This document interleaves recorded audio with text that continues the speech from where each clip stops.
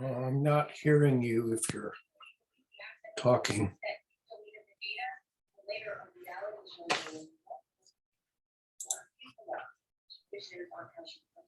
Okay, testing. Can you hear me? Yes, now I can hear you. Okay, testing. Can you hear me now? Yes.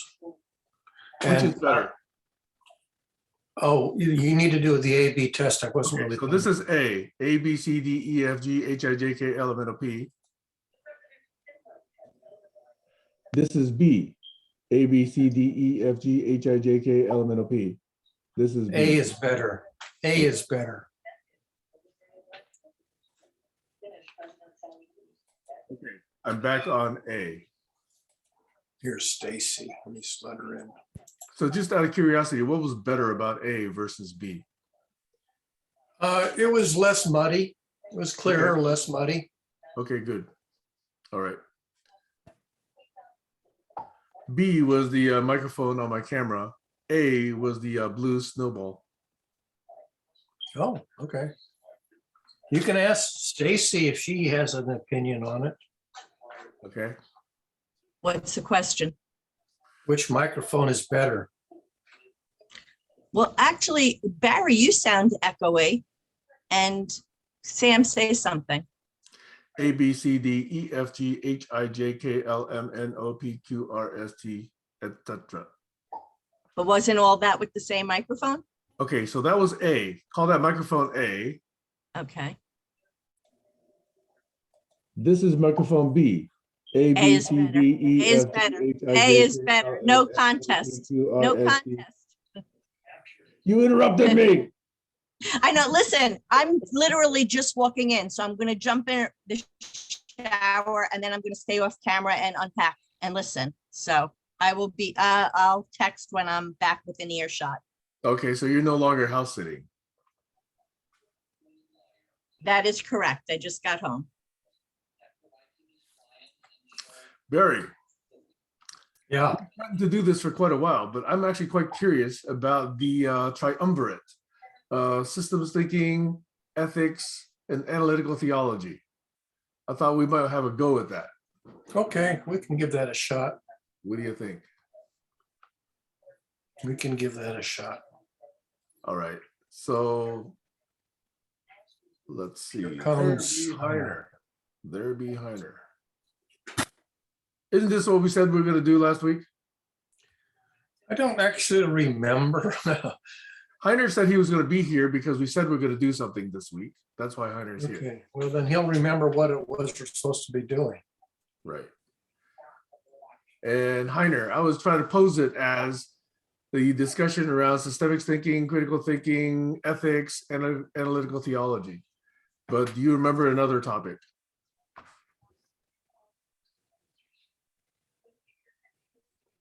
Heiner's still connecting to audio. I should consult my notes.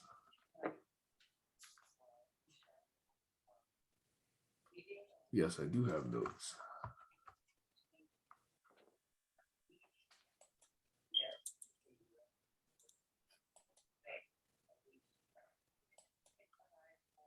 Yes, I do have, in fact, an action item that I took on behalf of Heiner. Heiner, can you hear me?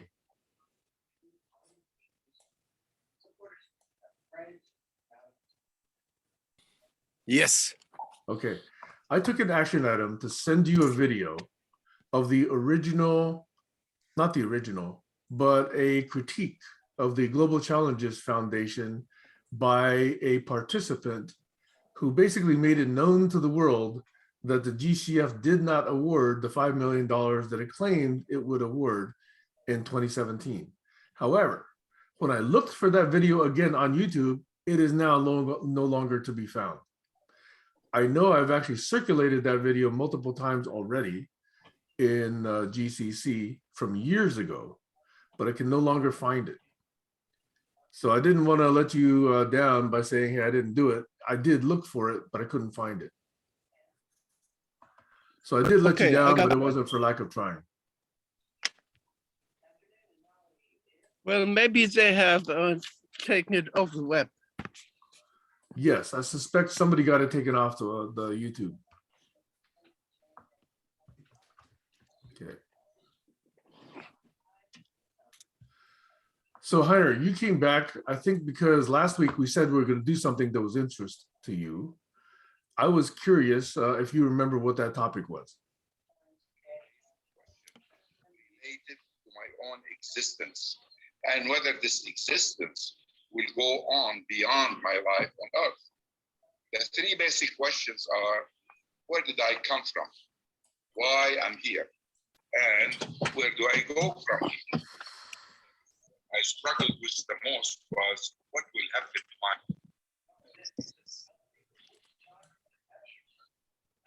Very about that. Existential issues. Who am I? Why am I here? Where did I come from? Where am I going? What's it all about, Alfie? Should I just kill myself?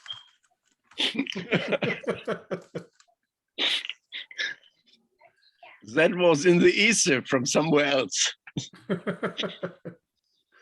Well, isn't that the fundamental question underlying existentialism? Yeah. Yeah, that's basically existential issues.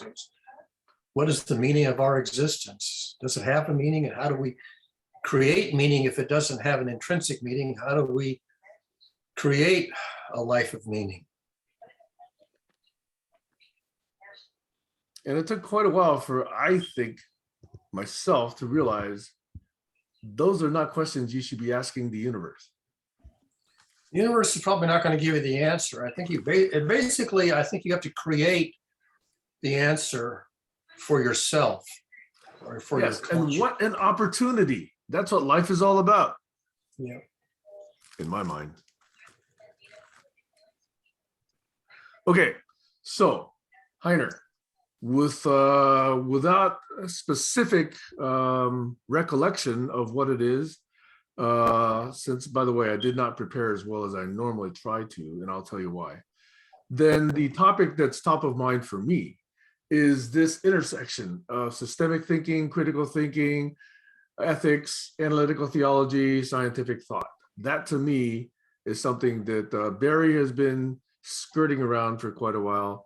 I am intensely interested in it, and I thought I would put that on the table and see what other topics people would like to put on the table, if any.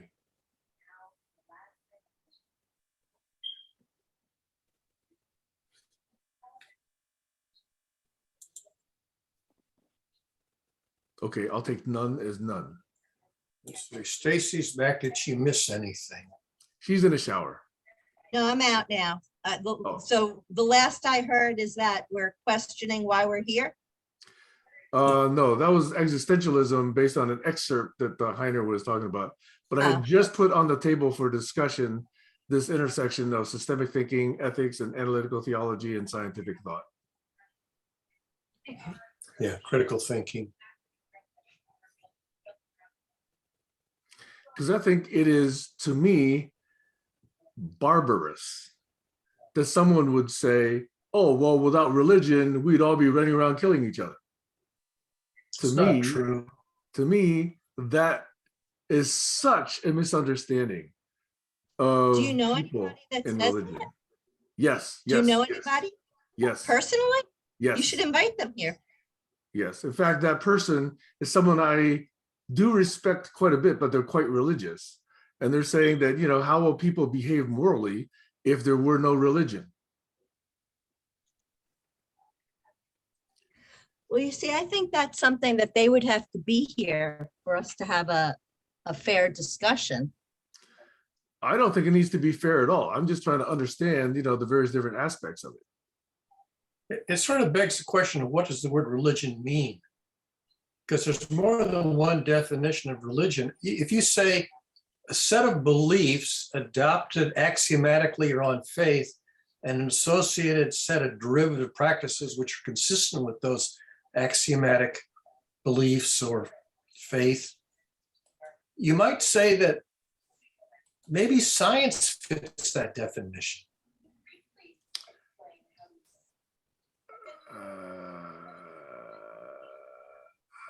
Okay, so let's look at various different ways to characterize this topic. For me, a very clear distinction between what I see as religion versus what I see as science is that in science, you can question. In religion, you often cannot, and you get in trouble if you do so. Some religions, elders, it's all about questioning. Yes. I think it depends on the religion. Okay, so let's take some examples, right? I'm familiar with not very many religions, not too many deeply, but I do know that in certain ones, and I believe Sikhism and Jainism might be more open to questioning and exploration. Yeah. On the others, let's say what I see being touted as Evangelical Christianity, it's not. It's all about sending in the money. It's all about thumping a Bible. Yeah, that's sort of organized religion as it has come to be in the modern times. But I point out that there's a huge chasm between theology and organized religion. Organized religion does not necessarily descend from the founding theology, often departs dramatically from the founding theology. Agreed. So why One do of they the- get one away of the with it? Because oftentimes religion is presented to an audience of kindergartners, and most people never learn about their theology beyond the version presented in the pediatric mode, which is the kindergarten mode. And that does a great disservice because theology is not kindergarten level reasoning. It's some of the deepest reasoning that you can possibly entertain. And so when you dumb it down to kindergarten level, you get classical fundamentalist religion, which is a great disservice to the original theology.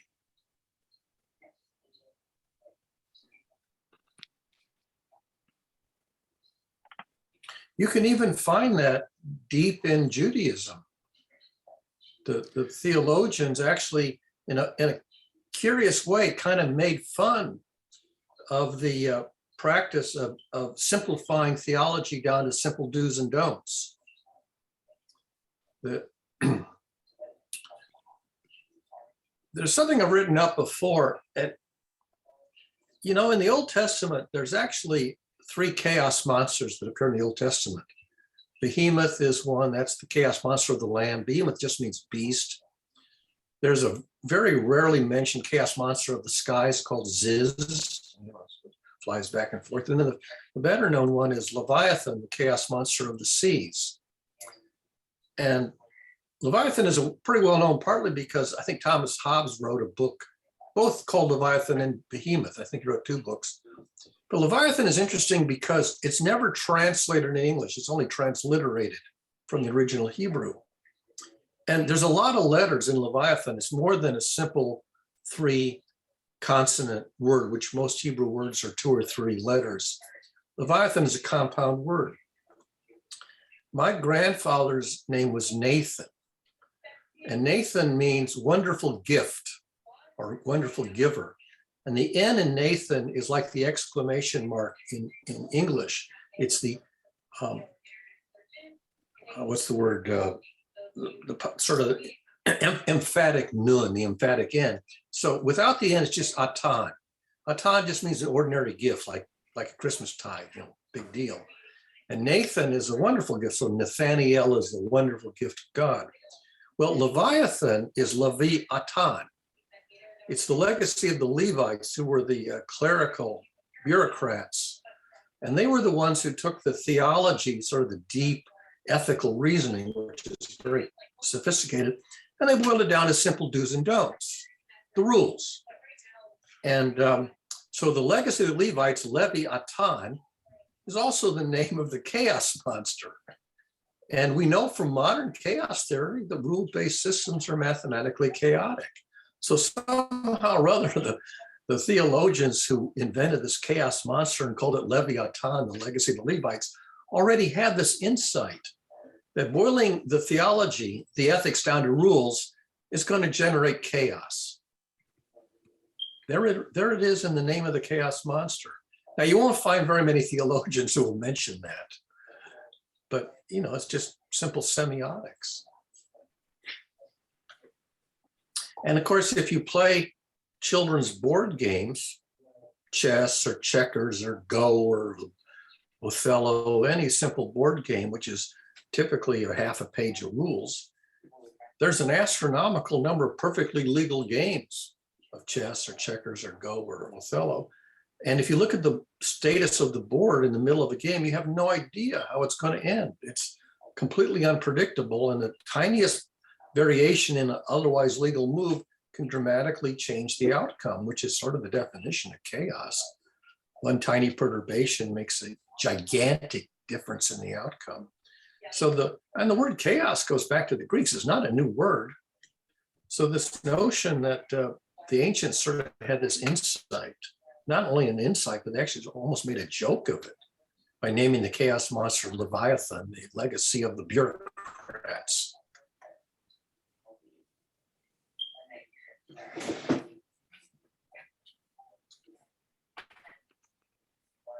So Stacy, let me follow up. I mean, this is rich, Barry. I'm still processing it, but there's the thread that Stacy had mentioned, which is she expressed some surprise or perhaps disbelief that I knew someone who believed what I claimed was that, without religion, there are no morals.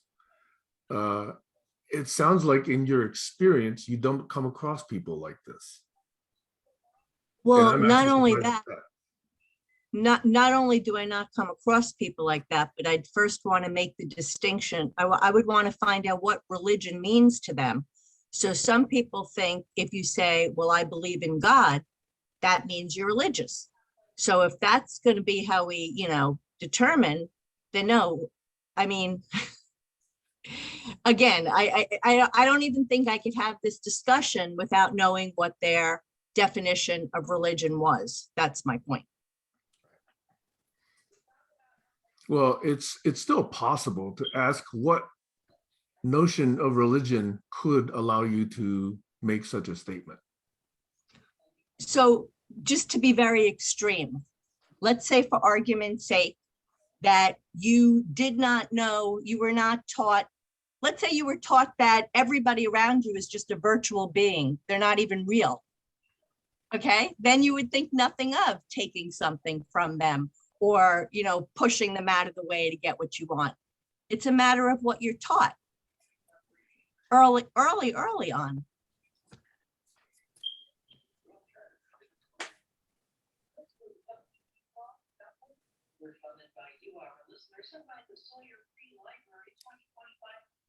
Whose background is that? I need to turn down the radio. I'm in the kitchen when the radio is on. Let me turn it off.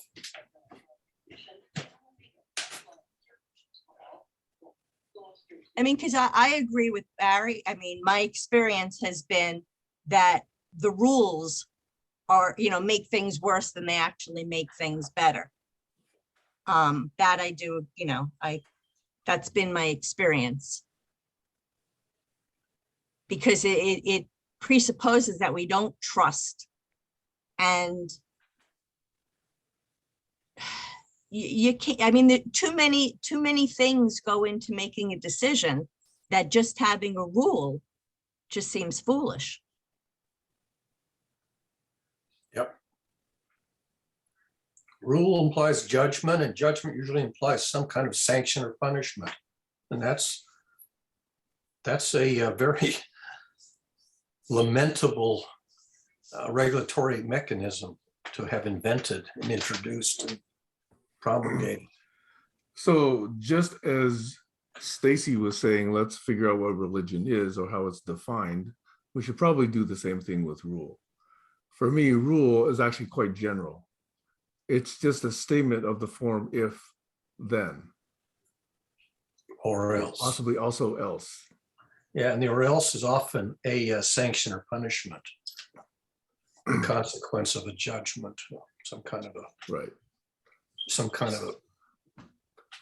So it could be used as a decision, it could be used as an observation, it could be used as a prediction, it could be used as a guideline for behavior. So there's a lot of different ways that form of statement could be used. Right. Right.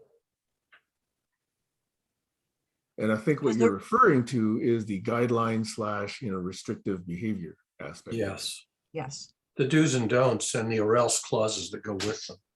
There's a huge difference between the 10 Commandments and the Code of Hammurabi. The Code of Hammurabi has an or else clause for every crime. The 10 Commandments has no or else clause.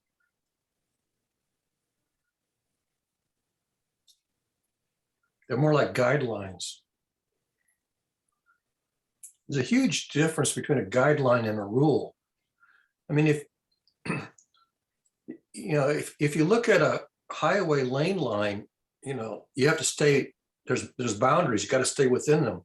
But an airplane going down a runway has a central guideline. The idea of the guideline is minimize the distance from the central guideline. That's minimize the error. And the boundary, like the lane lines, is sort of the opposite philosophy, sort of repel against them. And mathematically, that's a very poor way of trying to regulate a path. Zeroing out the error from a guideline makes a lot of sense, and repelling away from boundaries, that doesn't make sense mathematically. That's a clumsy way of doing things. And it also means when you hit the guideline, you trigger a rule and there's some kind of penalty. Most people don't realize how profoundly different those two models are.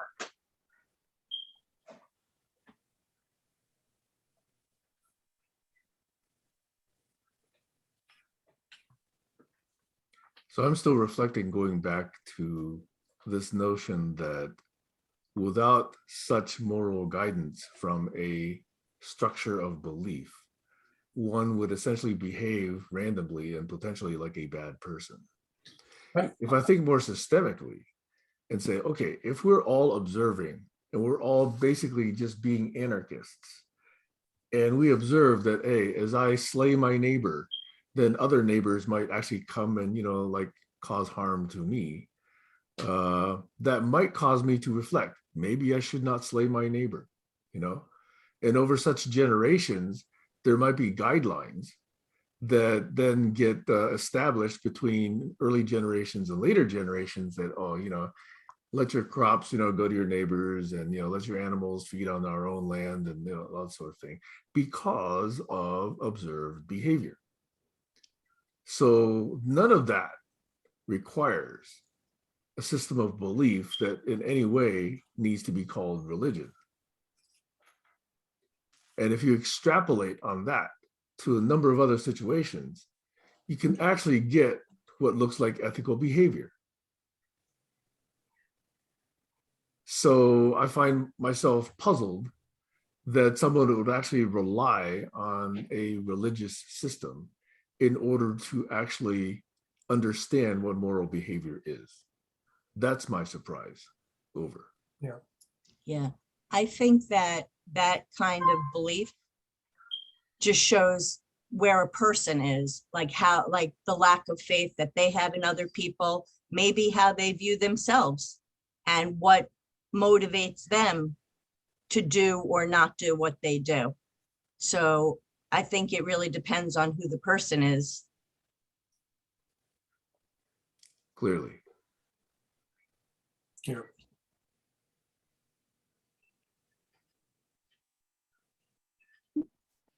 My surprise is not that I find a person that is like this. My surprise is that I find a person like this who's actually quite successful, quite academically credited, living a reasonably very good life. So Sam, let me give you a personal example that might help you to understand it. So I don't call myself a religious person, but I call myself a spiritual person. So I believe there are rules in the way you used it the other way, that, if this, then this. And when I first started believing in that way, and I didn't grow up believing that, that's something that I came to in my 30s. So this is a silly example, but before then, if I was at a large chain store, and I say that because it's less personal, and I was given the wrong change, extra change, I would be really happy about that. And I would go on my way with my extra change, not feeling that nobody's going to, get hurt by it. And that would, that was it. Once I started believing that to every action, there's a reaction, and that the energy you put out somehow is connected to what comes back to you, that made me look at things very differently. And I absolutely would give back the change. That's just a small example. So in a way, it's selfish because I'm doing it because I believe it will affect me. But for selfish reasons, I became less selfish because I'm going beyond that example with the change. It carried on to other parts of my life. And then it became natural. So the belief you're talking about is karma. Yes, I would say that's accurate. Yeah. Whenever I think of karma, I think of the past. Like I think of some, but yes, I guess karma works. But I also think in terms of the future, in terms of what you're creating. That carries over to the energy of the people around you and how you feel in different groups of people.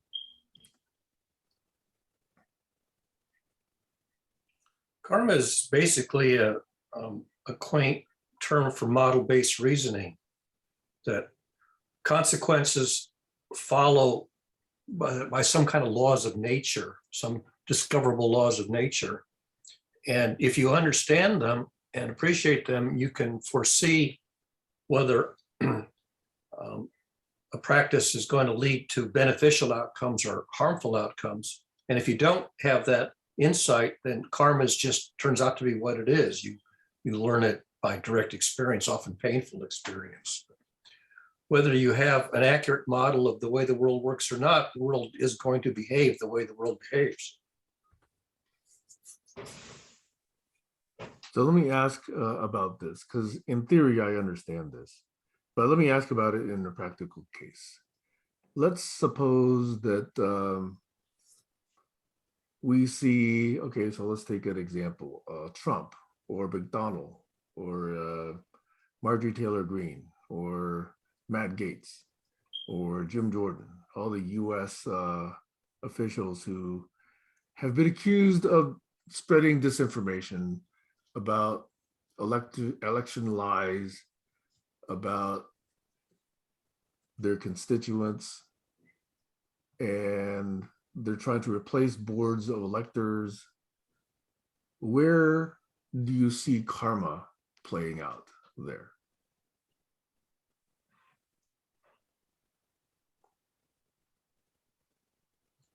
On the headlines of the newspapers. That's where you They see don't it care playing about the out. headlines. It doesn't affect them. I mean, that's where you see what the outcome is. Right. But it doesn't affect them because they don't care what other people think, right?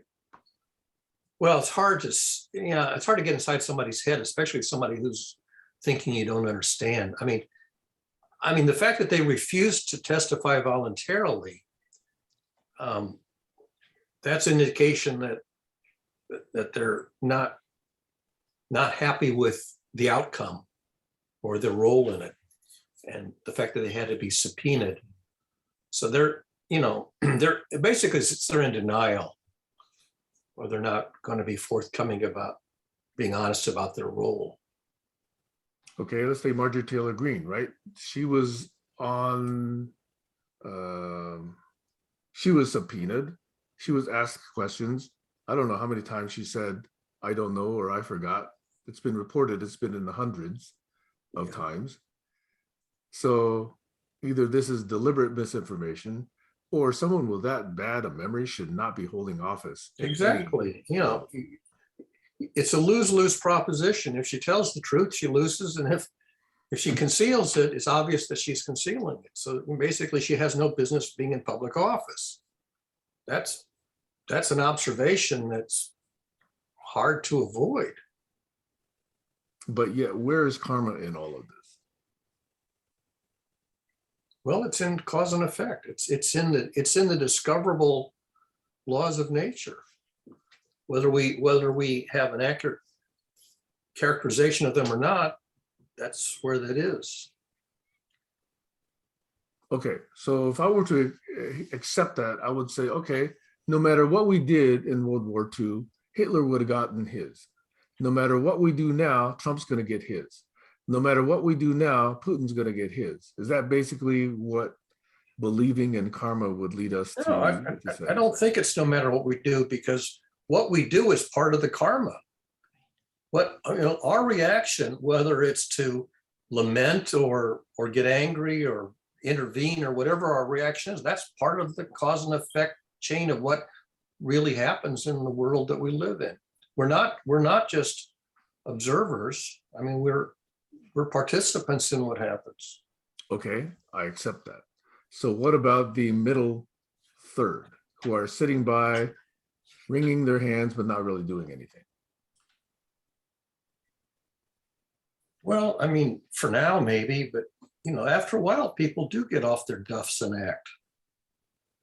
I mean, if you have enough pain, if you have enough suffering, you're eventually going to rise up and act. It's like this Roe versus Wade.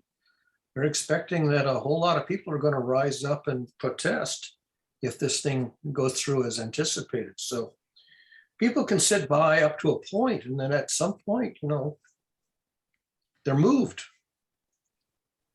You may not know exactly when, but eventually somebody's moved to act. Sometimes precipitously, sometimes they're slow to anger, but Right. eventually people do react.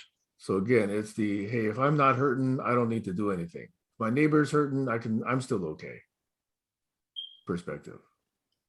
That's, some people act that way. Other people have sort of an innate compassion or innate empathy, and they want to heal. If you see somebody's in pain, some people say, I want to be a healer, because that makes life meaningful, worthwhile. I don't sit back and watch people. Sitting back and watching people suffer, that's sort of magnifies one's own suffering. So alleviate suffering, that's Does it I- really? one of the functions of karma is people want to alleviate suffering. That's basically how we are. It's And nurturing, parenting. Yeah, I would say it's more significant to look at what's happening right around you and how you're treating the people right around you. To me, that's more telling. But it's even hard for me to think of, like when you're talking about politics, I can't see it through that lens, because the way I would put it, for a spiritual lens, where inside of you are you like those people? Because everybody's a mirror for us. So if we look at somebody and we say those people, we're not seeing something that we have within ourselves. And it may be something really small, but it's something we're not seeing. So for me, when I look at these horrible situations, I feel that that's our collective doing. I mean, yeah, there are certain people that are really causing those things to happen, but it wouldn't be able to happen if collectively we weren't adding to that.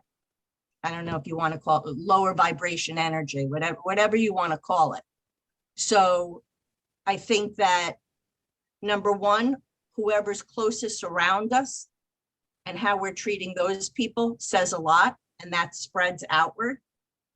And yeah, that's it for now.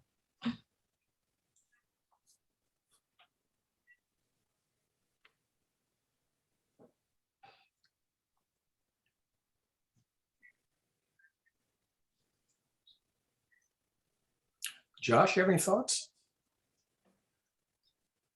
Yeah, I got a ton of thoughts, but I don't know if it's in the line of reasoning, because going to a Vedanta temple for years, karma was talked about all the time.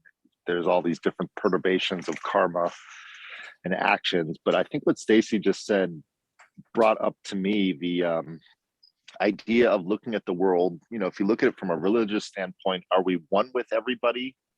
Do I see myself in Heiner and Sam and Barry, or am I objectively just existing in a state of awareness outside of myself? So that whole subjective objective thing in philosophy.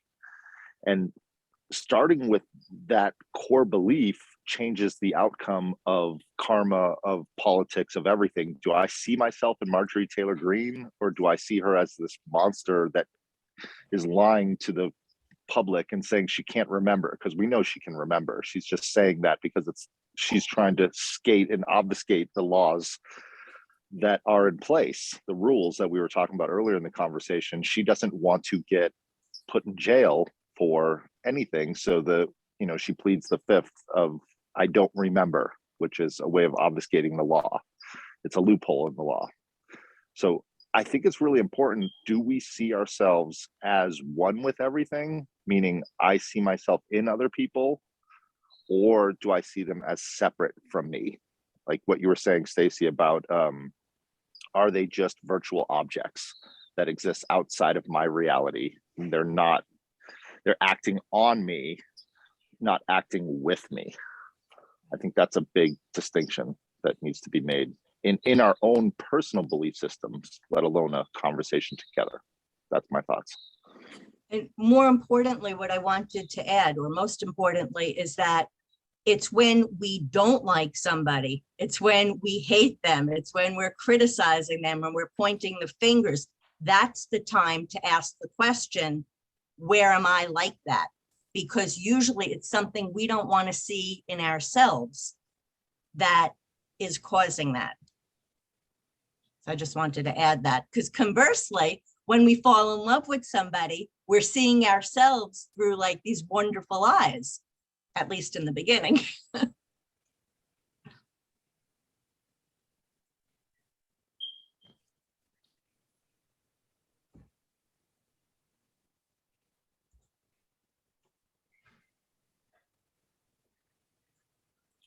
I think ultimately, if you look at the long-term picture, you think, what can I do today? I mean, I've got the day. What can I do today to make the world a better place tomorrow? Not just for me, but for everybody. I mean, it's sort of a reasonable thing to say. I don't want to just sit here and waste away.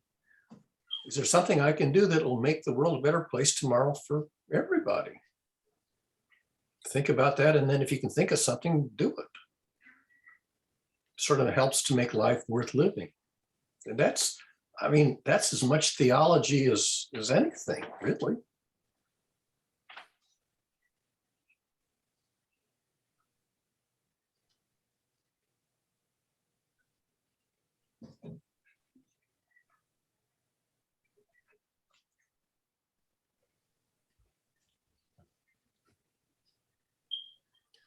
So let's take that example. Let's suppose that somebody knows how to be more efficient at producing food. Okay. A By farmer. introducing a preservative. Yep. And therefore, in the next 10, 20, 30 years, a lot more people can actually get food. Yep. And get fed, and therefore not die so Yep. quickly. Yep. And yet it'll be decades from now until people say, hey, this preservative has some nasty side effects. So what is karma in that case? Wasn't the person actually trying to do good? Yep. I mean, we invented, canning, and then canning had its positive and its negative. There were metals that were used in canning that we found out were bad, Right. lead or tin or whatever it was that they were putting in tin cans, and Right. eventually took it out. Here's another case. Arguably, smart people tried to create a lot of good software so the cars could drive themselves. Yes, a few hundred accidents have happened, but weren't they really trying to help society? Yep. And did they, on average, reduce the number of accidents, or just generate a new kind of accident that's humans wouldn't have done? I mean, things have, there's everything has trade-offs, and sometimes we don't reckon the trade-offs comprehensively at the beginning, and eventually we reckon the trade-offs and make adjustments. We're What not I'm trying to perfect. figure out is, how do you tell a meaningful karma story through all of this?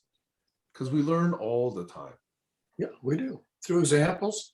I think a lot of case studies, a lot of examples of understanding that cause and effect, this is what scientists spend their whole career studying.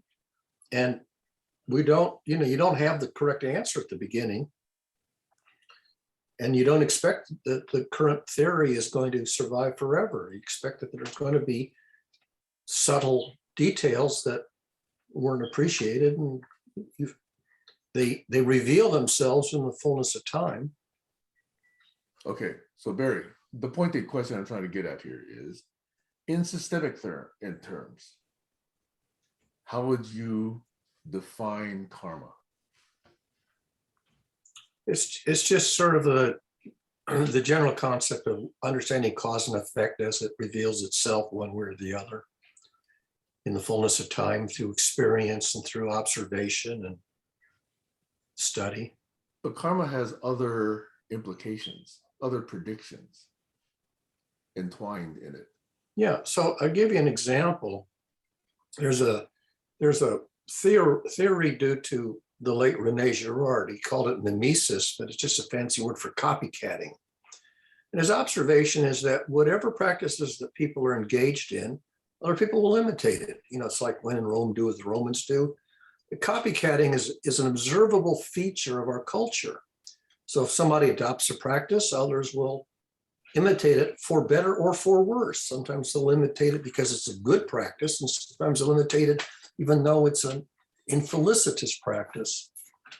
And so this notion that people are imitative is an observation that ties into karma, because it says, because people are going to imitate whatever I do, let me see if I can function in a way that when people imitate what I do, not only does it make me happy, but it makes everybody happy in a better place. If somebody's imitating me and I don't like it, I wish they hadn't, then I better stop doing that myself, because people are going to imitate what I do, whether it's a good idea or a bad idea. That's the golden rule. If you don't want somebody to do something to you, then don't do it to them, because they're going to imitate it.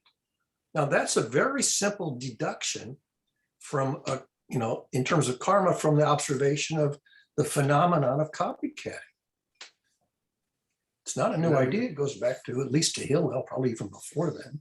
Okay, I'm going to lean into this, okay, with what looks like a stupid question, but it's not really, okay? So if I'm friends with a monkey and I'm friends with a dolphin, I would give a monkey a banana, and I would probably give the dolphin some fish, right? But if I were really treating them as I would want to be treated, I might want something else. I might want a Tesla.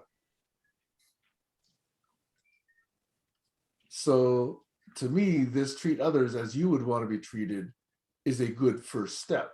Yep. But it's only a first step. Oh yeah, absolutely. It's not the end of the story. It's the beginning of the story. But you're being too specific. If you say treat others as you would want to be treated, and instead of saying I want a fish or I want Tesla, it was I want what I need, or please give me what I need, or help somebody to get what they need, to support them in what they need. Then you can apply that. You might need transportation, but you might not need a Tesla. Right. That's funny, because I found that with people that, believe in prayer and that pray a lot, I used to say, be careful what you pray for, because it may not come in the way you think.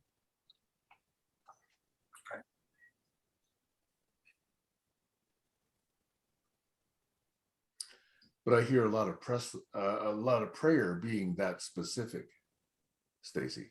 Right. And me personally, I think that's foolish, but Yeah. I mean, normally we pray for the well-being of others. We hear that somebody's sick and we say, well, we hope and pray that, you get well. Send them get well cards. That's essentially a prayer. Right. And at the Not gonna very cause them least, to get well, but at least it lets them know that you desire that they get well.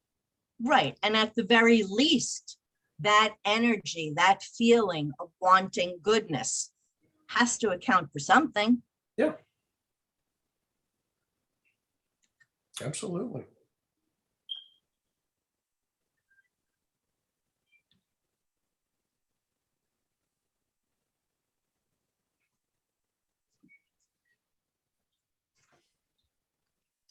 See, to me, this discussion presents, I find myself presenting examples that just sound ludicrous and childish. And yet Okay. I do it That's- because these are cases that are actually witnessed. Our species is not terribly advanced in terms of deep reasoning. We have a lot of very childlike reasoning in our culture because we do. I mean, it's just, it's very difficult to advance to, deep reasoning, accurate reasoning, long range reasoning, accurate mental models. That takes a lifetime. We just lost Josh and he froze and he's gone. And you know what, Barry? What? That, for me, that goes back to, you have to meet people where they are. Yes. Like, what I find with a lot of people is that they want to change them and get them to see things from their way, and then they could take the next step. And I Yeah. think that's a big mistake. This is how they are. This is what they believe. Speak to them from where they're coming from. Yeah, meet people at their level. If you talk over somebody's head or under their head, chances are you're not communicating with them. Certainly in a different language. Yeah. So, I don't love it, but I don't mind talking to very fundamentalist type people, because there's enough that there's a logical argument to get them to see what I want them to see within their framework. Okay, Stacy, can I ask you a hypothetical question? Yes. How would you have the conversation with Samuel Alito, who's citing legal precedent from a person who burned witches? How would you have that conversation? I see, even these questions, to me, they're like, like, what's the point? Like, The point is, these people exist. This is what they're saying. This is what they're writing. They have Yeah. influence. They have power. yeah.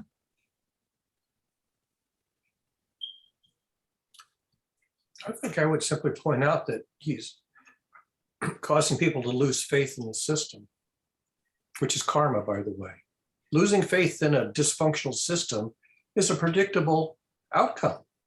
If you have a system that's not working, people are going to lose faith in it.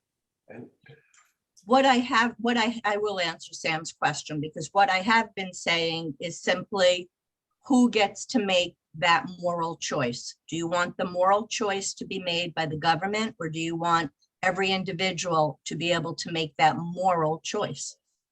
So that would be how I would phrase it with him. So he clearly believes,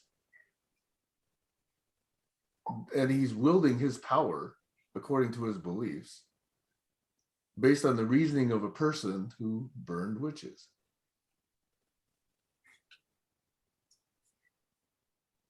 That's the kind of person who's wielding power in today's government here in the US. First of all, I heard, I don't know if it's true, that witches weren't even actually burned, that they were hanged or dumped in the river. or stoned to death. Okay, then never mind. But I mean, look, as late as the early 1900s, the uterus was blamed for all sorts of things, and it's made its way into medicine.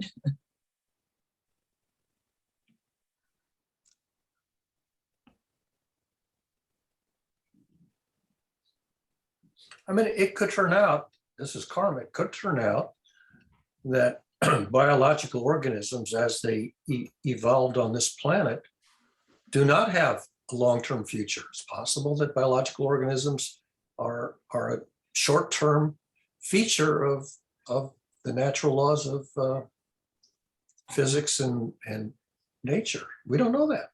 There's a lot of people who think that we're going to end up going extinct because we don't have enough smarts to not go extinct.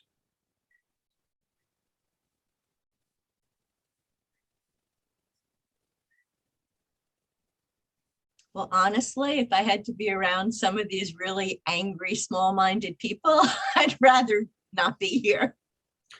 Well, I mean, there's a lot of people who look at the state of the world and say, this is no world I want to live in. There are people who say that Very sad. and snuff out the candle. There are people who say, I've had enough of this nonsense. The people who grow old and say, I don't want to live out in suffering. Let's turn out the lights now and be done with it.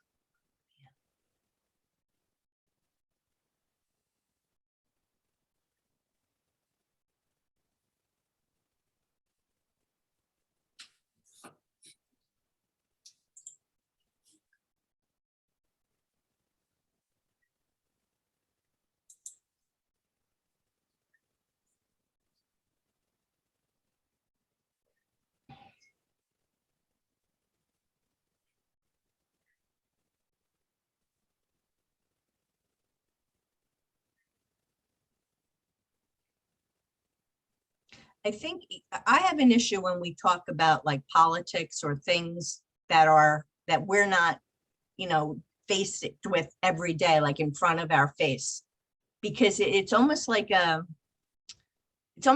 opportunity to avoid what's right in front of us, because that immediate connection is not there. I'm way more interested in if I slight you or you slight me or whatever comes up between people I know, than to take it so far away. It's just, I don't know, there's something that doesn't sit right with me.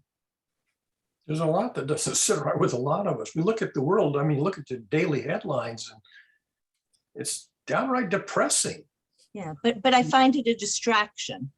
That's what I mean. I find it a distraction. It's like we can take our focus off of our own growth, like where we have to grow, because it happens, at the same time. So you might say, well, I can't solve the world's problems. They're beyond my scope. Maybe I can just solve a local problem and make life a little better briefly for a few people in my local community. Maybe that's the best a person can do. Yeah. And the other thing, I think two things are important. One is that the little things really count. They do. The smiles, the kind words, they actually do make a difference. And the other thing, and I've said this before, is don't do something you don't want to do, because you may think you're doing it because it makes you a good person, but inside there's a resentment. There's something going on. And in the long term, it's not a positive thing. And that's, in my opinion, that's part of the problem, because we can't see our own shadow. Yeah. It's just reflected outside. You don't always see the downside of things. Often you see the upside and you don't reckon the downside. It's pretty common. I think it's common because we don't want to, it's not pleasant. We push it away, which goes towards what I was saying before. When we're looking at politics or something more far removed from us, I think that's a way to avoid what's up close and dark. Yeah. Sam? So I'm going to repeat my question. And the reason I repeat my question is because I'm trying to see if there's meaning behind it. In other words, how do you tell the karma story? What is a real systemic way of looking at what people call karma? And when you're telling this story,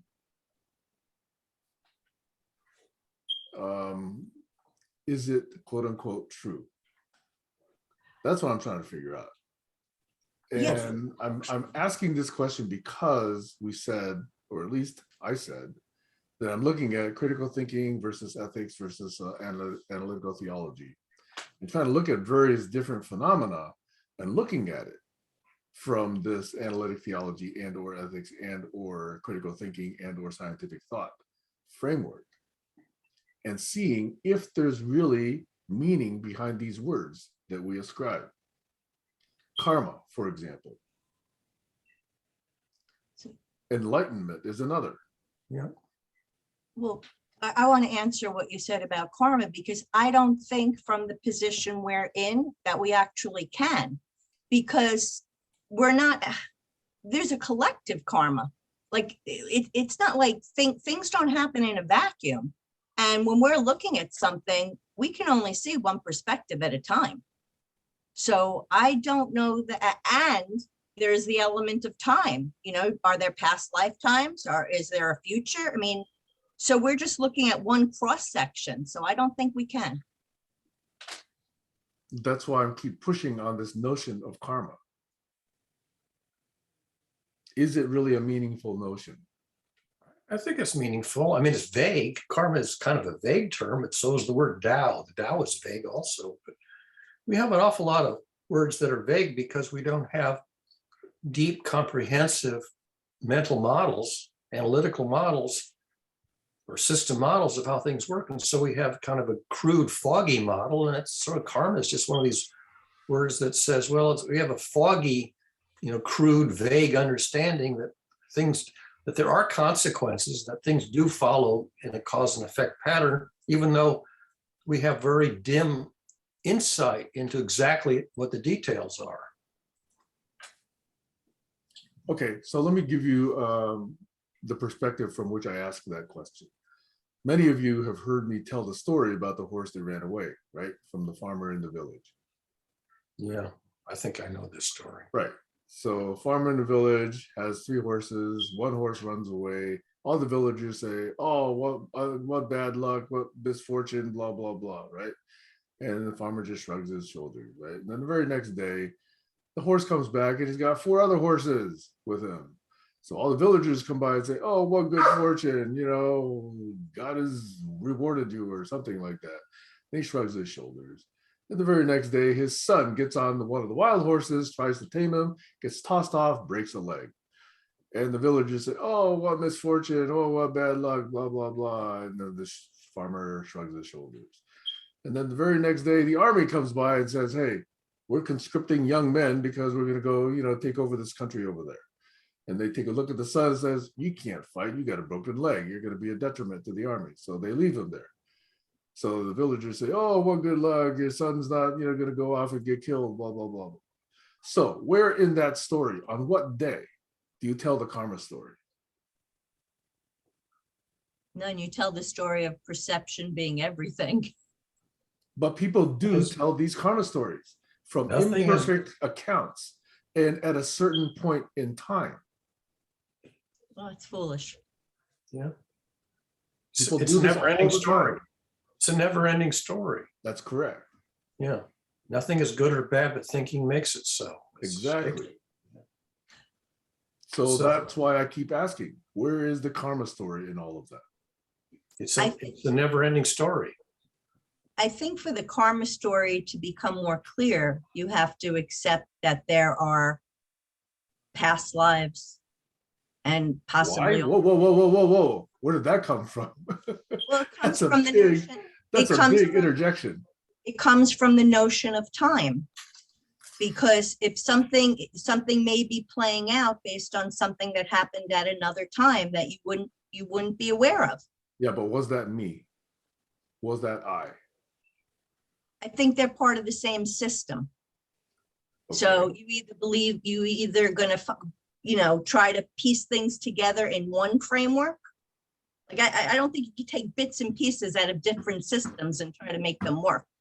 Okay, so we're saying essentially, if I apply that to Trump gets away with whatever he's doing in this life, he'll pay for it in a future life. Is that what you're saying? First of all, you're assuming he gets away with what he's doing. I don't know what's inside. He certainly got away with it for 6 years already.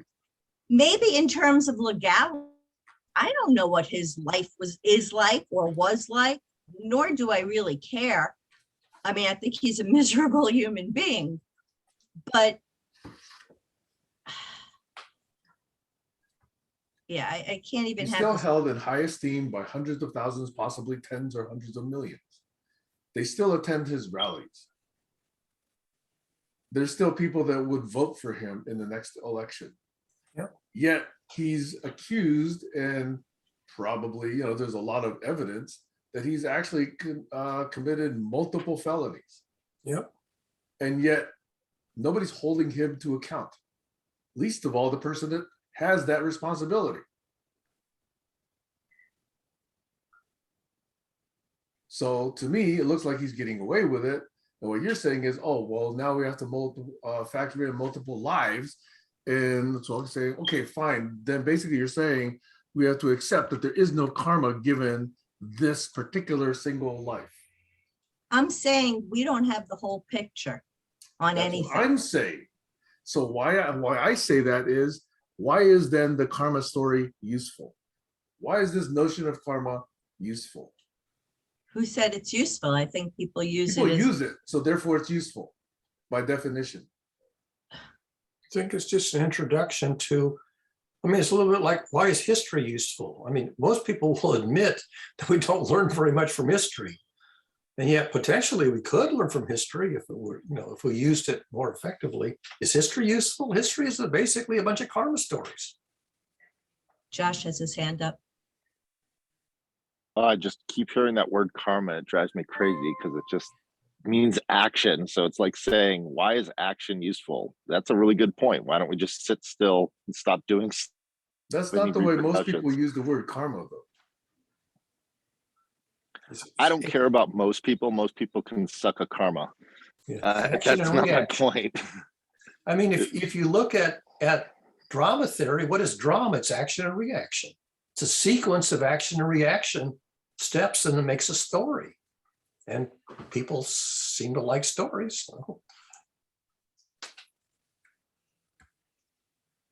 I mean, I'll just say a lot of people play games with actions and play games with reactions and proactivity versus reactivity. And that's called manipulation. You're manipulating the situation. I'm going to do this because I know if I do this, you're going to do that. And then that leads to me doing this. And then I'll be able to do that.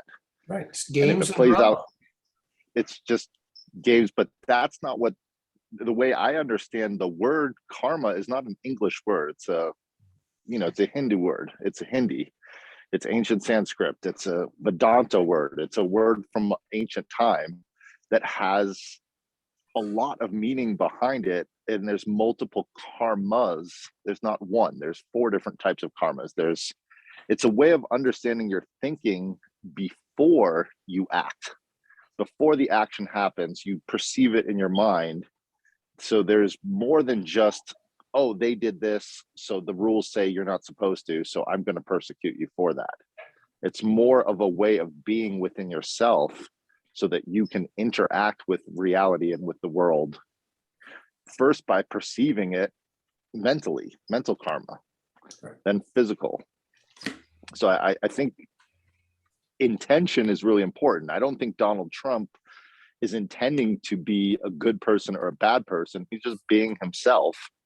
And over time, he's gone from being a Democrat to being a Republican, from being a businessman to being a president of the United States, to being, an obfuscator of, pushing people to the limit, saying, beat that person. Like, he's playing around with people's reactions to his things that he says and does and his actions, all the way to where he had a television show to see if he could watch other people have drama and play around with it. And then everyone decides if they think that person should be fired. But ultimately, he's the dictator. So he gets to say if that person gets fired. I think that. Oops, we lost Josh for a second. See if he comes back.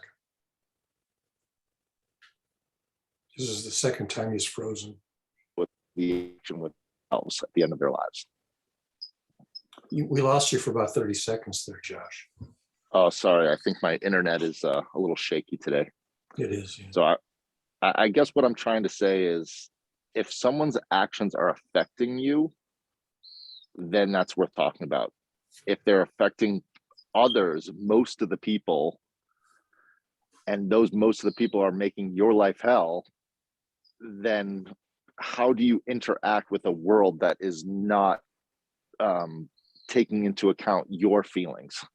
Like when people don't give a shit about you is what I'm trying to say. I'm not being very eloquent today, but when someone doesn't give a shit about who you are or what you do, how do you reason with a person like that? How do you create a logical system with those people who have no intention, the mental karma of creating a world where it benefits others?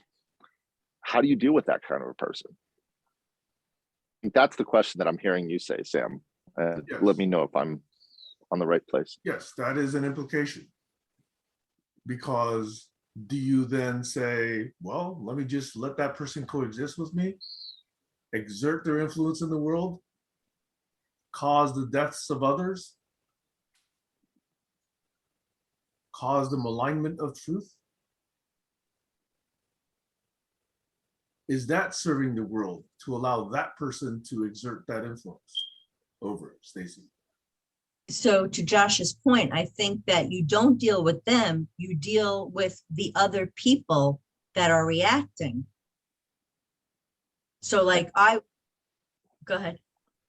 Oh no, I What? just say that's not my point. My point is you deal with yourself of your No, reaction. Yeah. No, yes, Go ahead, that Sam. part I agree with. But in addition, yes, that's the first thing, deal with yourself. Once I've dealt with myself, now I can be more rational instead of looking at the one person as like, instead of just like railing and getting angry and feeling helpless and there's nothing I can do, I focus my attention on the other people around me, because if I'm united with the other people around me and they start seeing things differently, because now they see things more like me as opposed to seeing things more like him, that's what I'd rather do. So in the case of Alito, I know at least 6 women that supported Trump that are totally against this decision. So this is something I would rather relate with them than focus on him.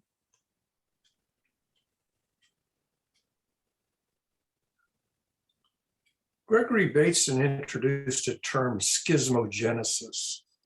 And if you're surrounded by people whose demeanor, conduct, behavior patterns are untenable, one option is get the hell out of there. My ancestors got the hell out of Eastern Europe while the getting was good, which is why I was born in Kansas and not Ukraine. The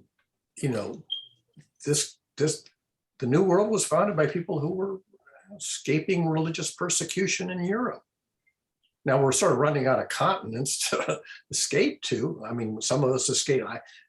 30 years ago, I escaped into cyberspace to get out of meat space, because meat space was so unpleasant that cyberspace was more pleasant. Sam, you going to say something? The 8th continent. Over. What's the 8th continent? Cyberspace? Cyberspace. Yeah.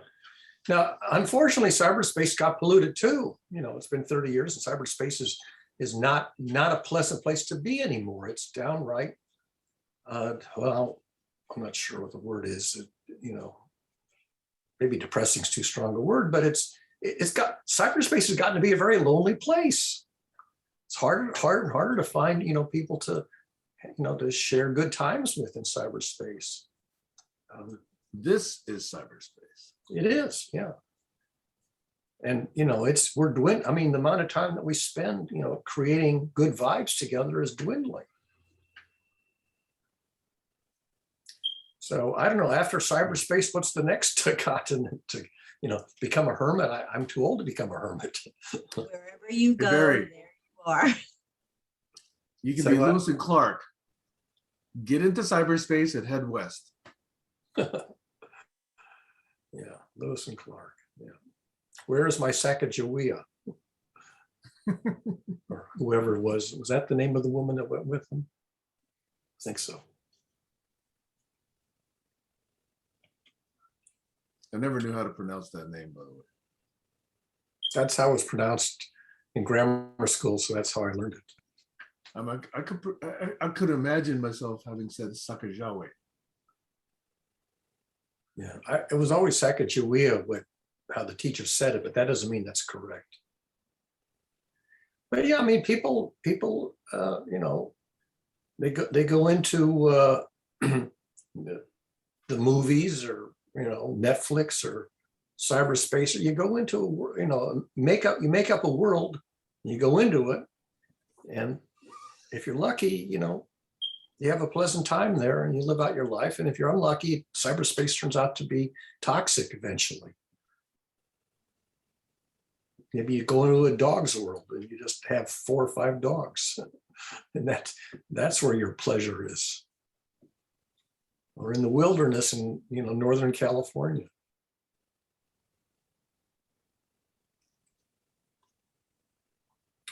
For a while I went to the Science Museum on weekends, and that was my escape for a while. That was reasonably pleasant while it lasted, but none of it ever lasted. It always sort of turned sour at the end.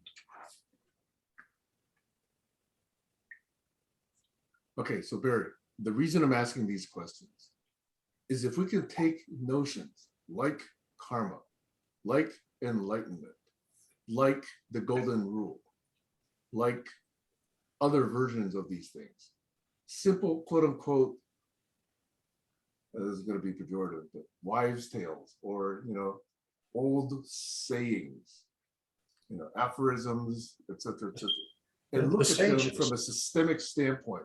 Look at them from a critical reasoning standpoint. I think you'll find some germs of truth in each of them. Absolutely. You'll also find some boundaries to which they do or do not apply. Yep. That wasn't 100%. There were some good insights, but they weren't 100%. There were some mistakes in them. Yes, and that's where I would like to push the envelope. One example I use a lot is this old saying, hey, if there's a ring around the moon, at night, it's going to rain the next day.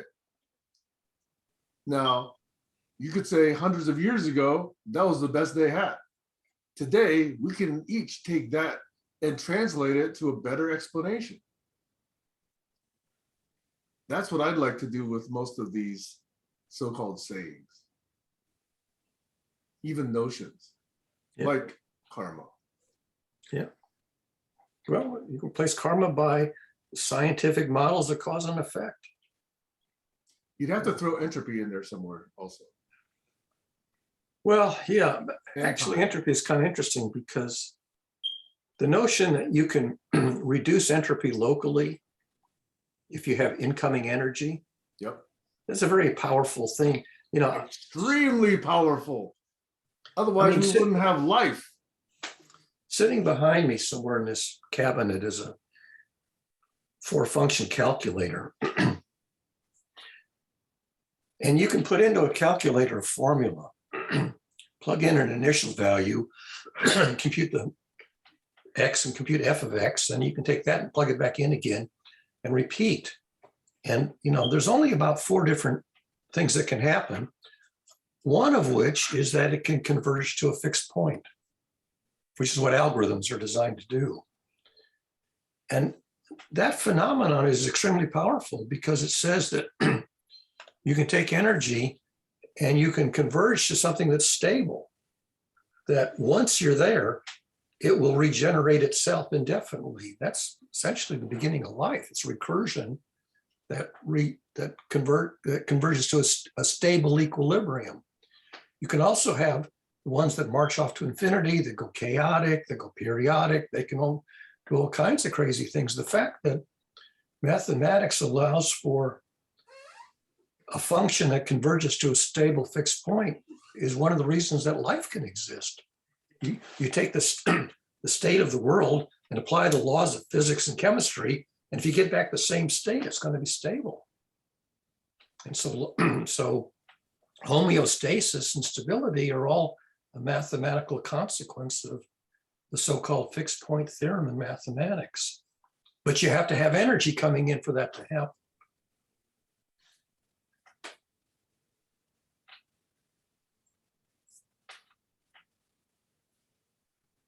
So that to me is a worthy thread that could be sprouted out of these conversations, Barry. Yeah.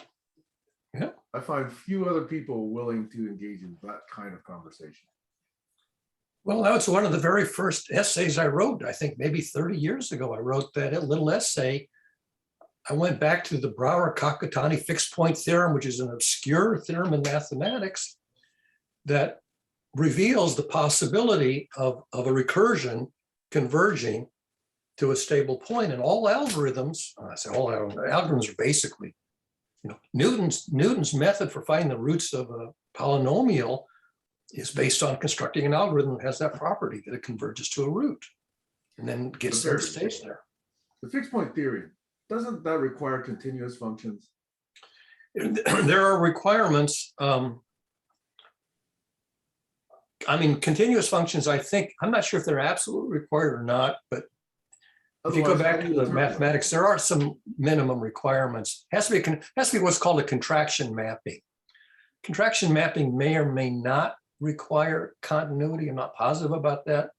I think you can maybe do it with discrete values too, but you have to have what's called a contraction mapping, and that gets into the details of the math, which is probably going to make everybody's eyes glaze over. But that's a huge insight. I mean, an awful lot of computer science depends on being able to construct algorithms that will take an arbitrary starting point and iteratively converge to the solution that you're looking for. And, life basically is like that. DNA molecule has that property in the life cycle. And can human civilization adopt that same principle so that our civilization converges to what theologians call the omega point, the ideal optimum state of grace and peace and prosperity and non-suffering. In principle, you could compute, you could devise a civilization that converged to a omega point. I wrote that up, I don't know, I think in the late 1980s. It's still up on the internet where I wrote it up. But Barry, at that point, does all movement stop? No, because there's perturbation. So if the winds will come along and push you off course, but if no matter how far you're pushed off course, you can come back in. There's a so-called basin of attraction, and you want the basin of attraction to be as wide as possible. But for every basin of attraction, there is a lip beyond which you do not return. That's the Tunguska event. That's the dinosaurs. That's the asteroid. So if you can return to a stable point from a wide basin of attraction, that's optimum. But the basin of attraction is not infinite. The sun's going to burn out someday. And that basin is not necessarily optimal either. It's Sorry? just the basin. That basin is not necessarily optimal. It's just a local stable point. Right, exactly. But that's, there's a lot of insight into that mathematical observation. Now you can appreciate it without the math. You don't need the math. But the fact that there is the math is pretty astonishing. And it allows you to design systems that recover. So for example, you have the electrical grid and you hit an anomaly. Does it reconfigure itself and return to stability? And in engineering, you design your systems to have that ability to recover from a perturbation. How big of a perturbation? That's the thing. You want as big a perturbation as is realistic so that the system will recover gracefully from it and get back to a normal operating state.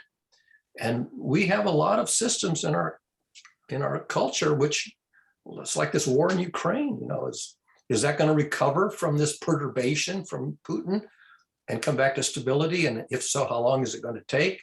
Or are we going to end up in a nuclear holocaust in World War III? So you try to design things that recover from perturbations, big and small. And that's engineering. That's engineering mathematics.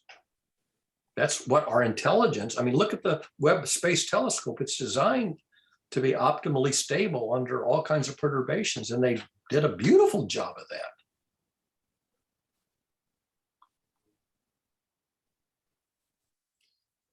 So saying the dumb of us don't deserve the smart of us.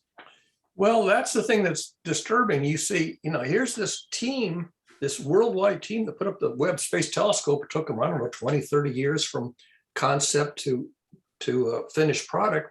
Why aren't people that caliber running the damn planet? I would like people like that running the planet. Exactly.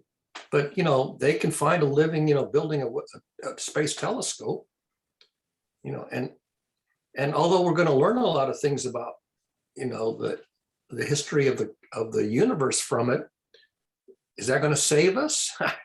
Probably not. I mean, if the politicians make stupid mistakes, that probably is not going to have any influence on saving us from going down the tubes, going extinct. The previous administration defunded too much science. They Yes. destroyed scientific databases. Well, criminality. I mean, the federal government broke up the Bell system, and the Bell system. I worked for Bell Labs, which was at the time the premier research and development facility on the face of the planet. An awful lot of innovation came out of Bell Labs between 1925 and 1975.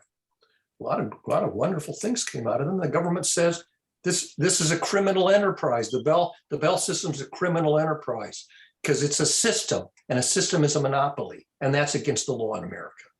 Hey, Barry, I forget, it was many decades ago, but I actually believe at some event I met Arno Penzias. I went skiing with him. I damn near shared a, we were on a ski trip together, and he was supposed to be the odd man out of his group, and they were going to have me bunk in with him. And at the last minute, somebody else dropped out, and I did not end up rooming with Arno Penzias on a ski trip. But I was on the bus with his team, including some of their children. It was wonderful, just the conversations on that bus trip up to New Hampshire, wherever it was, Canada, I don't remember now. It was very interesting having a conversation with Arno Penzias and his crew there. There were a lot of smart people at Bell Labs, and we were all declared to be criminals by the federal government. We were creating high-functioning systems, and that's a monopoly, and that's un-American. Sorry, you broke it up. That's when I began to lose faith in the system. First of many episodes where I began to meta lose. comment. In about 8 minutes, I have to prepare because I'm actually going to go drive about an hour and a half to a town called Kirkland, Washington. Trivia. That's where Costco was created, I think, founded. But anyway, I'm going to go there to check out a piano because I might actually be getting a piano for this place. Well, that's nice. I have a question, Barry, since you brought up Bell Labs. So why did they get rid of operators? Well, at one point, there were literally 1 million employees of the Bell system, most of whom were operators.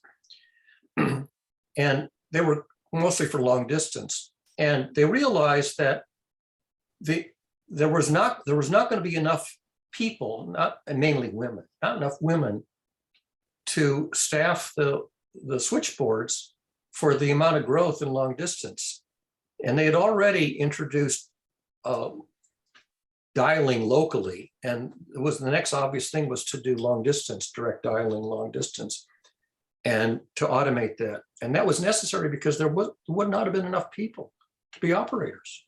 And it also would have kept the cost of long distance telephony astronomically high. So they introduced direct distance dialing, I think in late 50s, early 60s, and long distance automated switching, all number dialing, all that stuff. But you would still call it, you would still call for information. You would call an operator for information. Yeah, you still had information, and you still had, for a while anyway, person-to-person calls and collect calls. There was still, but direct distance dialing made it possible for long distance calls to become a lot cheaper and a lot more available and practical. So yeah, that automation was essentially, To me, that's like the one thing, if we could turn that back, I think that was the worst thing that happened. I don't know. I mean, if we had operators today, like we did then, things like Zoom calls wouldn't be possible. None of this could possibly exist because So wait, It has a Stacy, did I hear you say that you would prefer to have operators back? Correct. Correct, yes. For what reason? Well, especially like for calling for information, for the reason, the people-to-people connection. I can remember at least 2 stories from my childhood that operators helped me like get through the day. I think that like, so I know, for example, like on Facebook, when I've been hacked or other people, there was no way to get to anybody else so that nobody knew that something was happening to them as well. But when you have a human being that's talking to, I don't know how many people in a day, you'd be surprised how information flows, but it flows in a more human way. You're getting rid of checkers in the supermarket. You self-checkout, you go to the bank and there's an ATM. I mean, everything is going to automation because these jobs are tedious and they don't make the best use of human talent.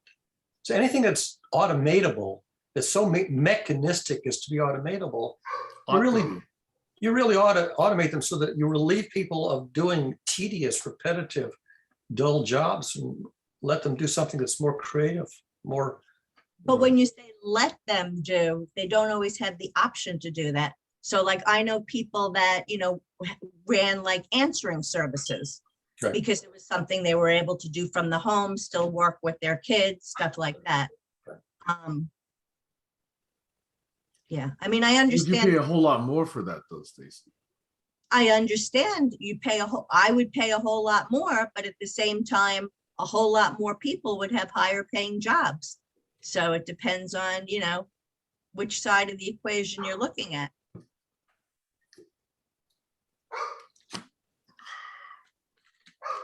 I know when I talk to customer service and the people are from different places and we have a conversation, there's something in it. Like, I don't know what's happening in Seattle, Washington, but when I talk to a customer service person from there, I get a better idea, better feeling. And it's usually more accurate than what I might find out watching the news. The downside is an awful lot of people who are acting as scammers, making phone calls to scam people all over the world. Yeah. And maybe if those people were operators, it'd be better, but yeah. It's true, people are having a hard time finding something creative and productive to do to make a living without being crooks.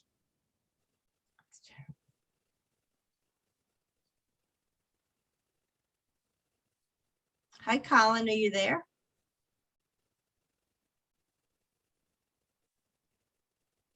Yeah, I'm here. It's been a Oh. while. I don't Well, think I've been seen you in here, months. No, but I Oh. haven't seen you in months at least. Oh, yeah, I see. Well, I've been busy. I've been checking in. I think last week things were weird. I think Sam's power. Sam did have a power outage. He got his power back just as the 11 o'clock. That's not the first time that's happened. He's been saved before. Yeah. Well, he can always use his iPhone or whatever, his smartphone. I take it he's gone now. I heard he was getting ready to go check a piano. He was going to make a trip to Kirkland to buy a piano.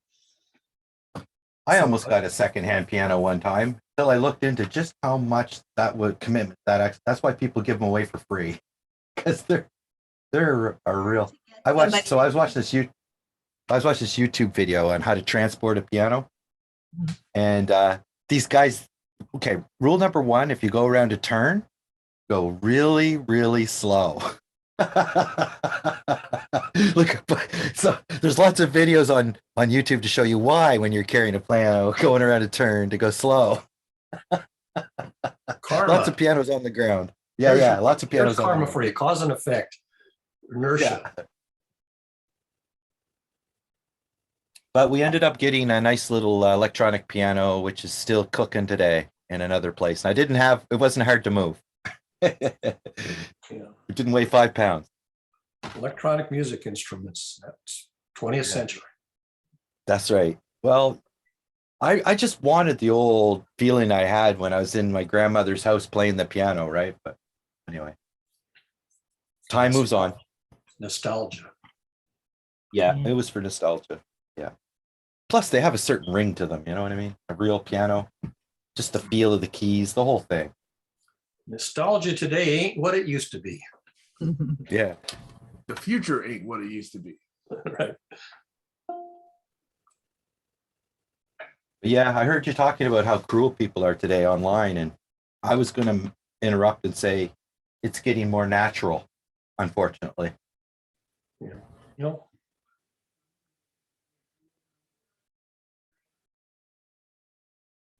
More representative of the crazy out there. And it's not, and it's, I think it's the privileged crazy still yet, but pretty soon it'll be everybody and anybody. well, it is worrisome, you know, the amount of erratic, irrational behavior and the number of people in power who are manifesting erratic, irrational behavior is worrisome.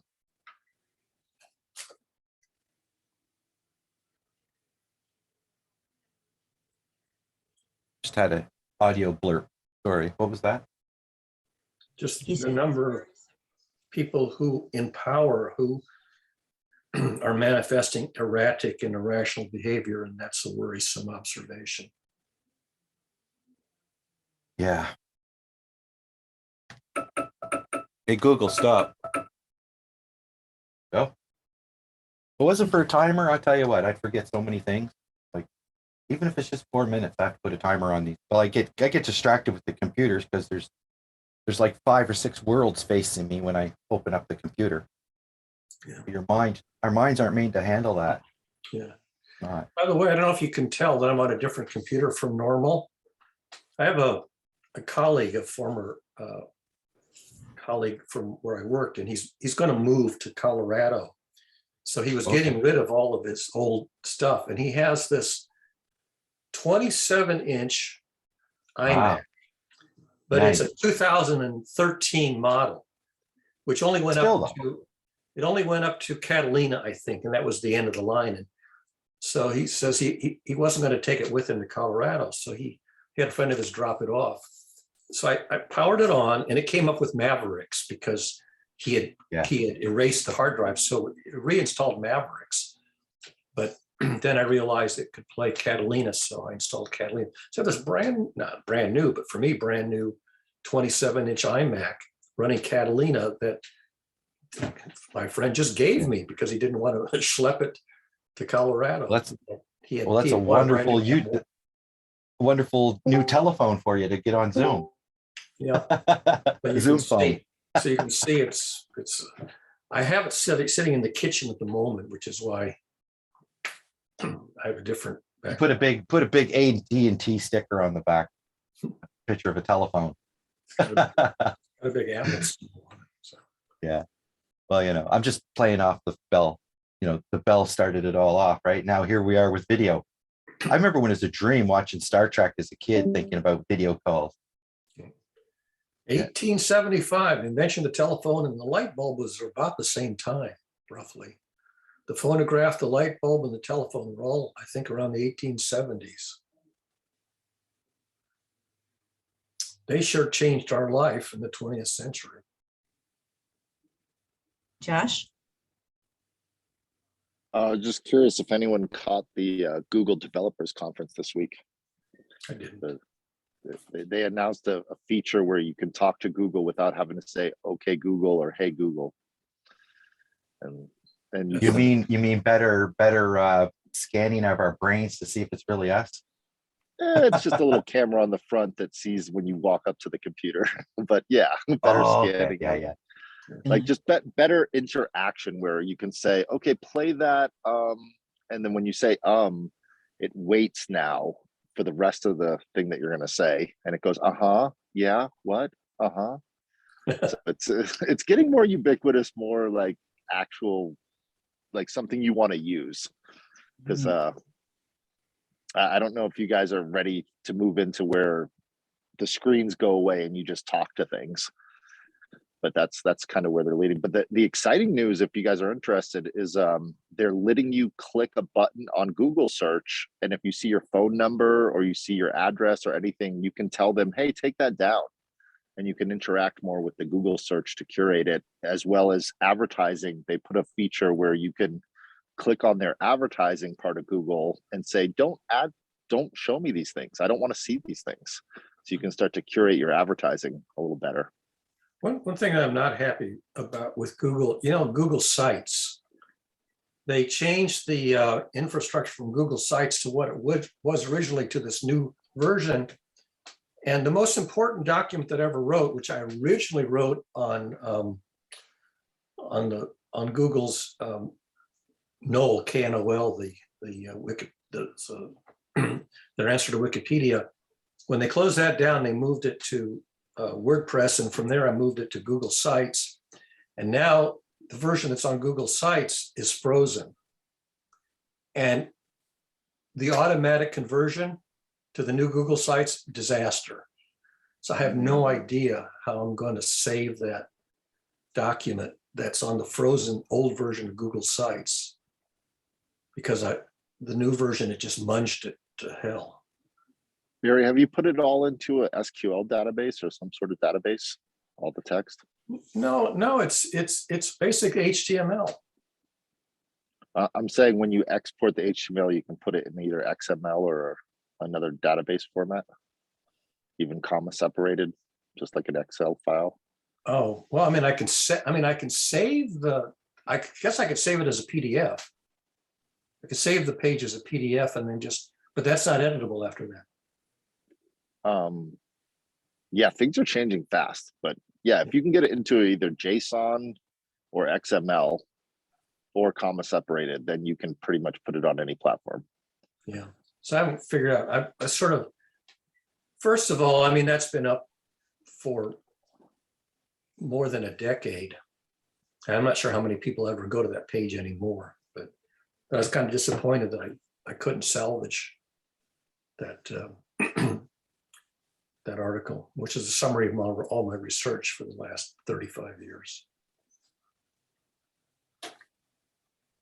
We'll have to nerd out sometime. Maybe if Colin's available, between the three of us, we can figure it out.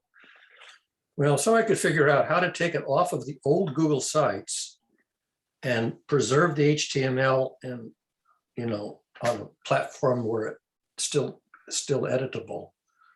But as far as I know, I don't know any way to do that. I don't know, but I know the export feature. I was talking Go to a ahead. friend on the phone, and all of a sudden, like for 2 or 3 seconds, music just came in. It's like our phone call was interrupted. It's very disconcerting. Crosstalk, yeah. That's called, it used to happen in the old telephone network too. You get crosstalk on another line. You have two conversations traveling down the same pipeline, and one of them leaks into the other. That was called crosstalk. You could hear voices on an adjacent phone call. Yeah, I've had Sometimes that. intelligible, sometimes not intelligible. That's the kind of thing that we worked on at Bell Labs, is designing systems that minimize those kinds of impairments, echo and noise and crosstalk and all that kind of nonsense that you didn't want.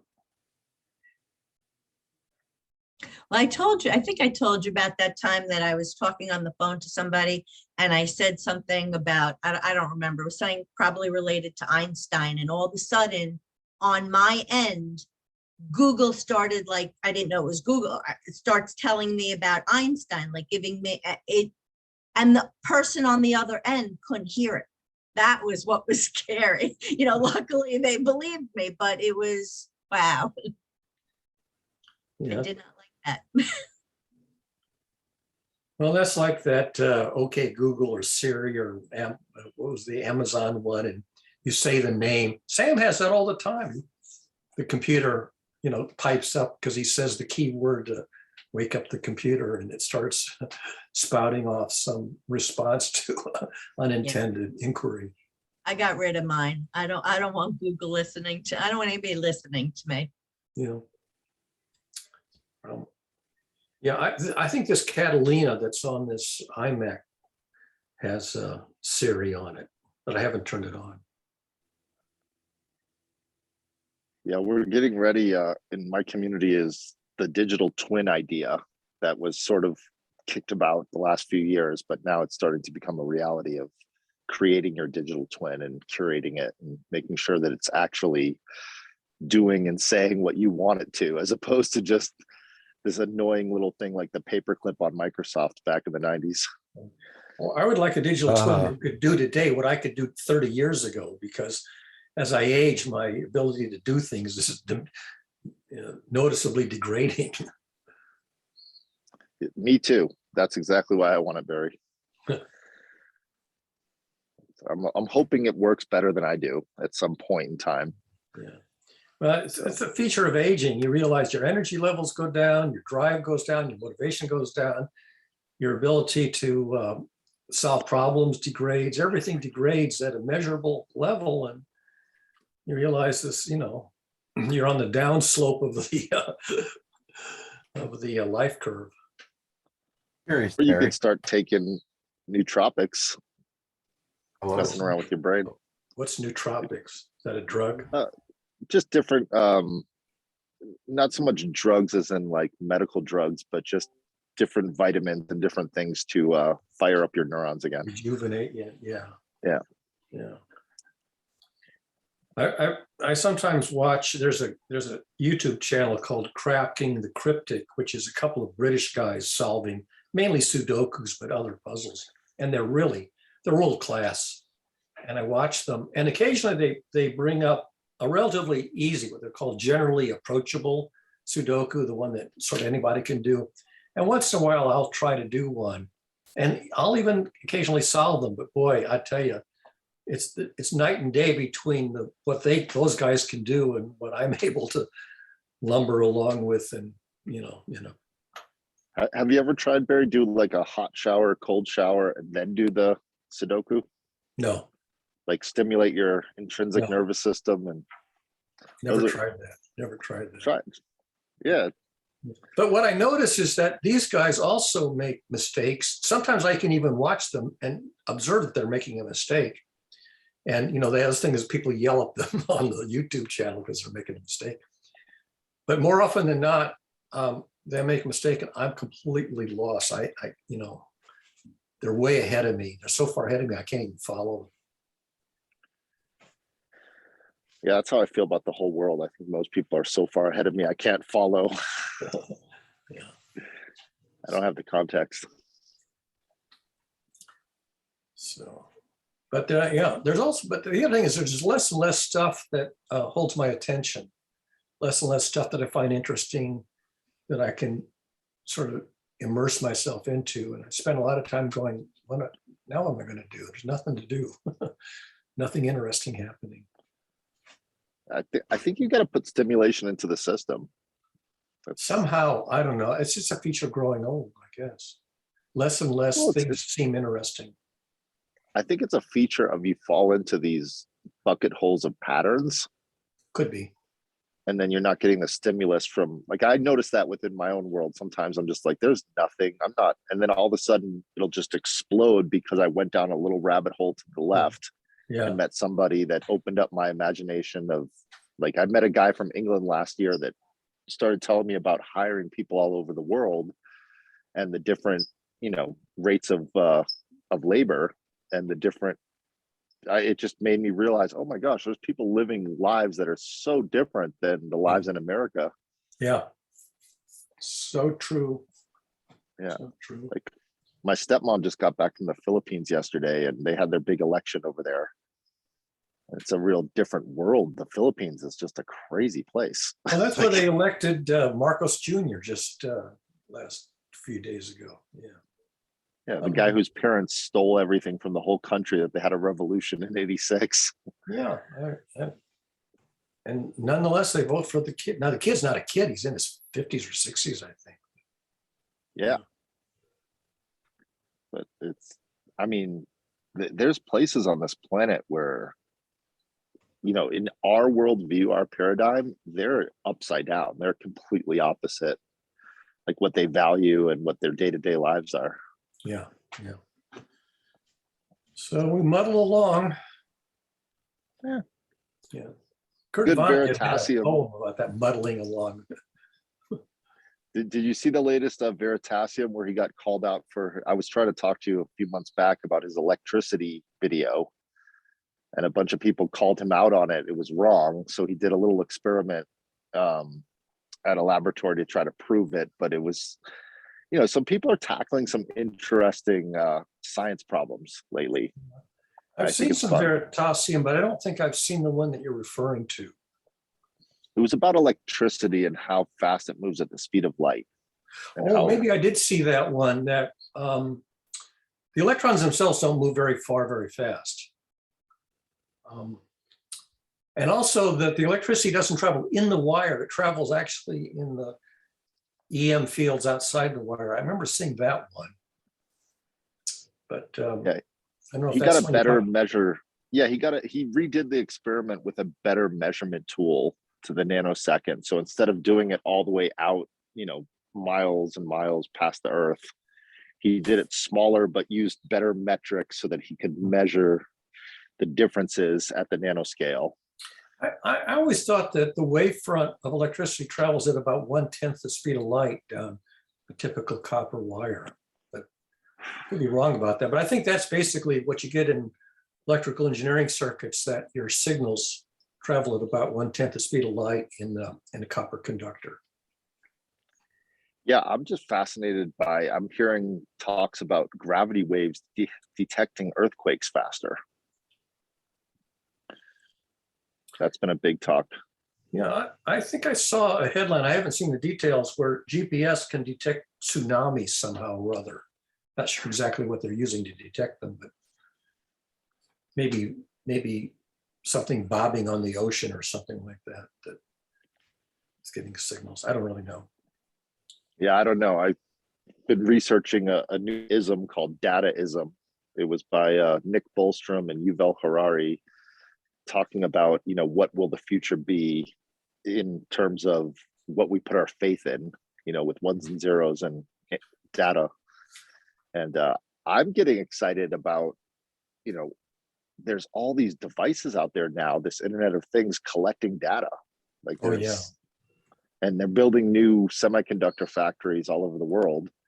So what is, you fast forward 30 years, what amounts of data are they collecting, and how the interpretation of, I'm sure you saw that DALL-E re-engineering visuals through AI. You can just ask it to make a painting and it will make the painting for you. Oh, in the style of some well-known artist. Yeah. Yeah, but they're doing it with architecture too, and manufacturing and engineering. So yeah, I think that began with music, writing music in the style of Mozart or Beethoven, or finishing the unfinished symphony using statistical models of their musical style. Yeah, that actually goes back, I think, 30 years or more on that kind of stuff. yeah, if you ever saw that Iron Man movie, that computer that he has in the movie where it's helping him re-engineer his Iron Man suit, that's sort of right at the precipice of coming to reality. Yeah. And that's what's getting exciting to me, is if we can re-engineer all of manufacturing more efficiently and with a better supply loop where it can be recycled faster and better. And also in education, we did a project at the Media Lab called the Learning Companion. The Learning Companion was supposed to be an intelligent tutor who you had a relationship with, and it would learn alongside of you, with you, and act as literally as a learning companion. The idea sort of theoretically makes sense, but it's never really been reduced to practice. Tutoring systems really don't quite live up to that level of engagement, the personal engagement that you'd like it to have. I think that's the next economy, the learning economy. It could very well be, yeah.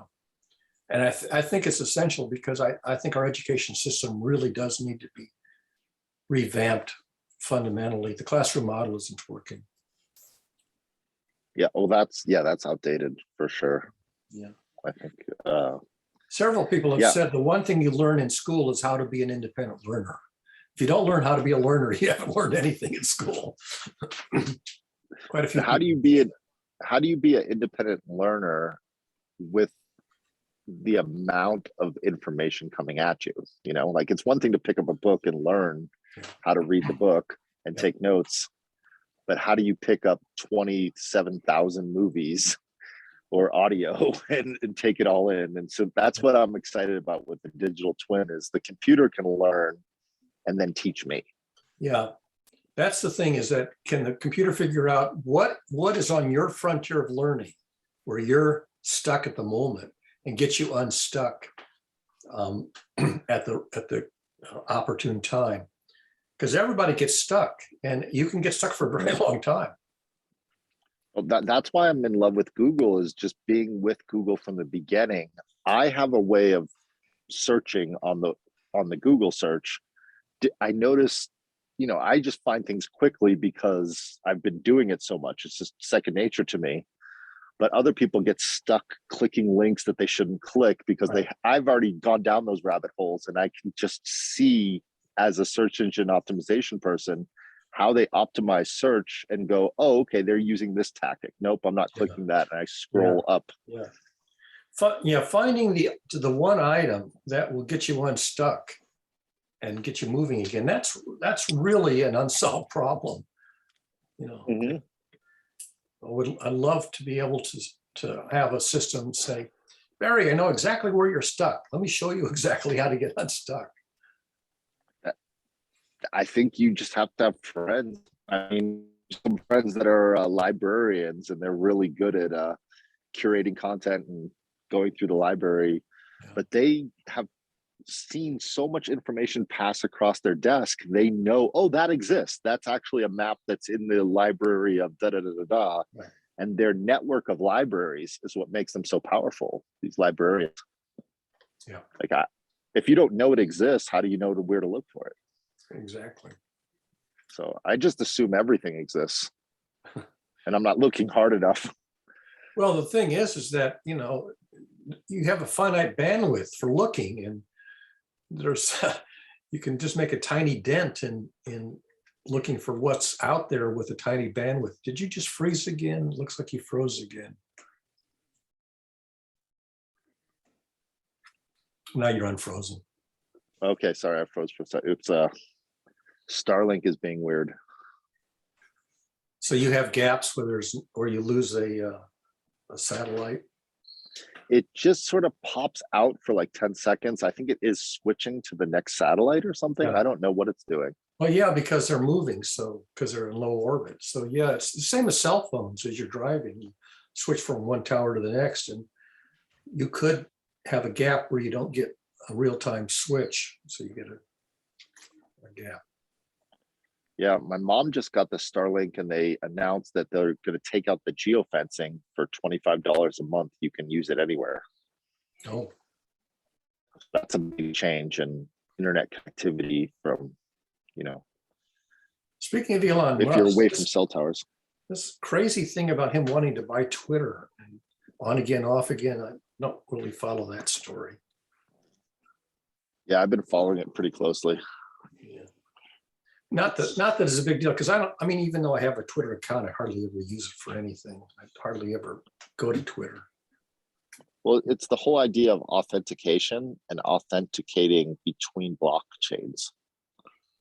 That's the whole. Yeah, or just following somebody who's worth following. Well, I think it's more of how you connect to other places on the internet. And if you go through their gateway of Twitter, it opens up a whole nother, like Twitter is really weird. I still haven't wrapped my head completely around like what is really going on, because behind the scenes, it's a lot to do with networking and nodes.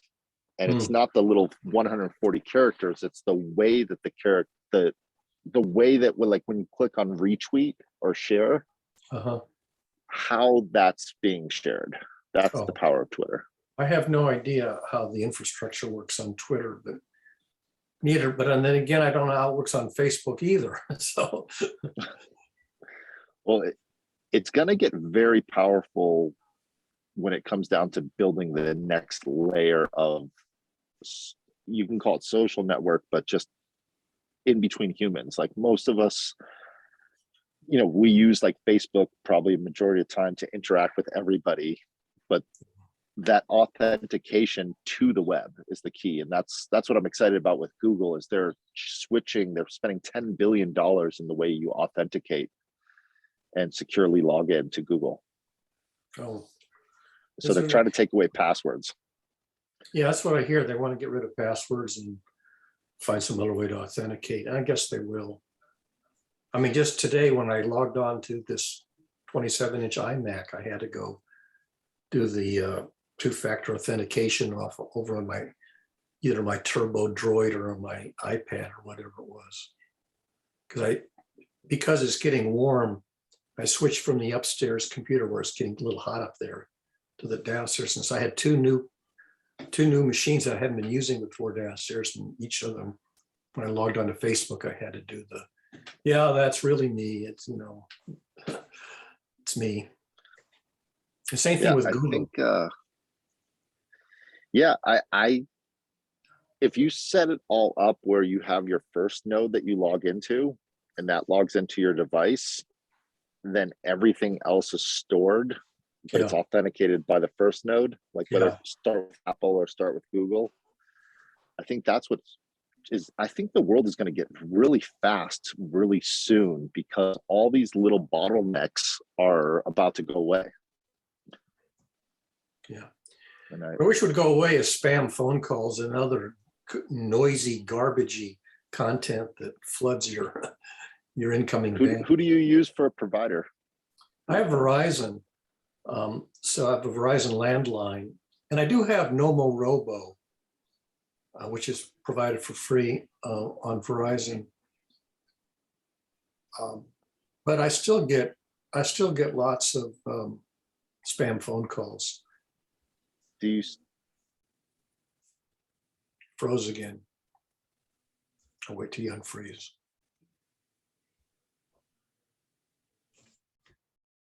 Okay, Is that Stacy's voice? went back? Oh, there you go.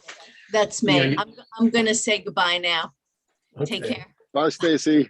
Bye. See you tomorrow, maybe, or Yes, whenever. tomorrow Sunday. Yes, I hope so. Yeah. So what Yeah. happens is that sometimes it'll ring once, and then Verizon will block it after one ring. But sometimes they go through, and I'll see on the caller ID that it's a garbage number. But yeah, it's annoying. It's just annoying because the phone rings and you have to look to see if it's a real call, and almost always it's not. Yeah, I don't even look anymore. Like if someone texts me and then calls, then that's how I call. Yeah.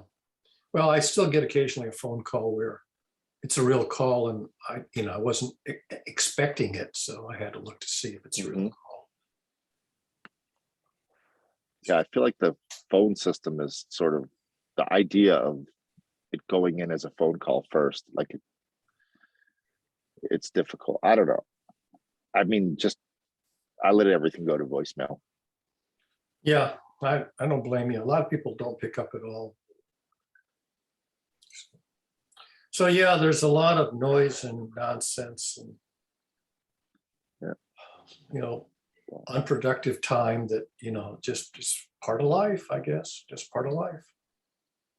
Yeah, well, the Matter protocol was announced too at the Google for communication between all the devices, all the Internet of Thing devices. Oh, okay. I actually don't have any. I mean, I do have some devices that can run IPv6, provided I set up a tunnel, but I don't actually have any Internet of Thing devices that are just literally Internets of Things. Everything that can run IPv5 is actually just a computer. You froze again.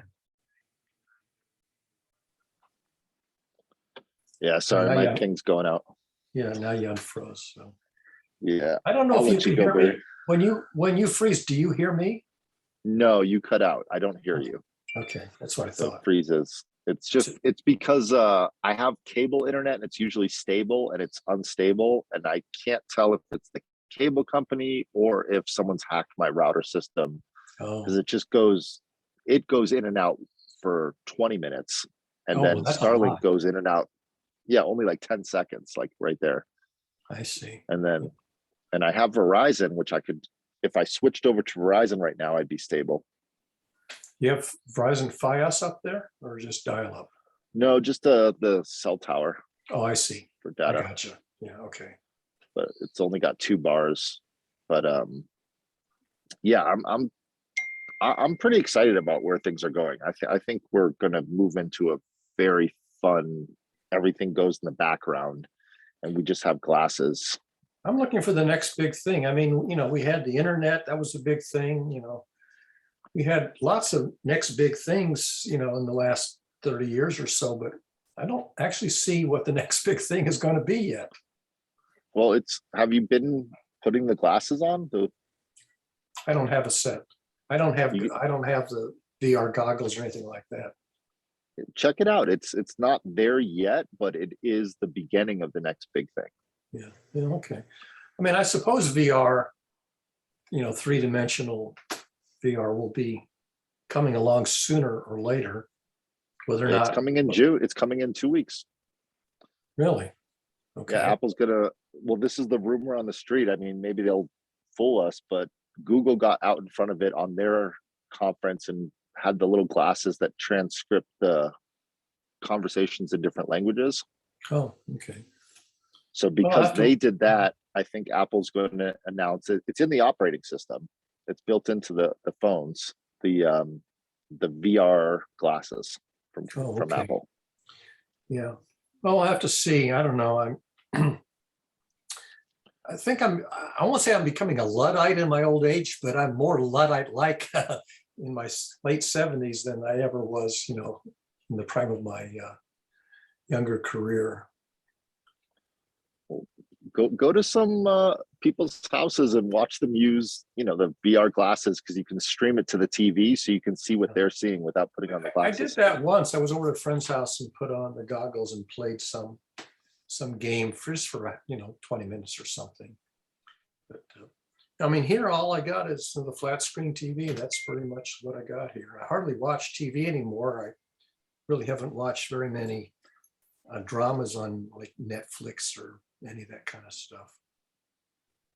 And it's a feature of growing old. It's just a lot fewer things, capture your fancy, I guess.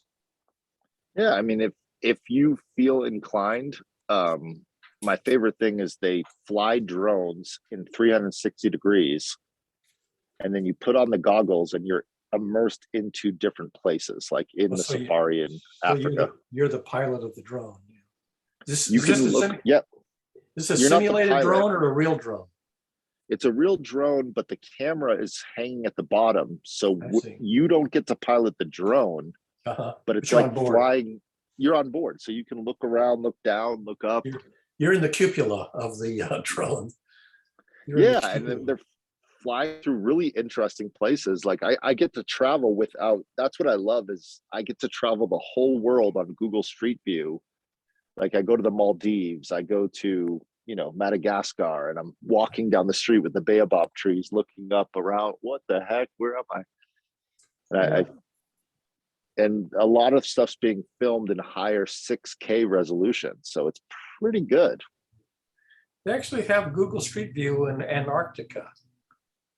Really? One of the settlements is near the shoreline.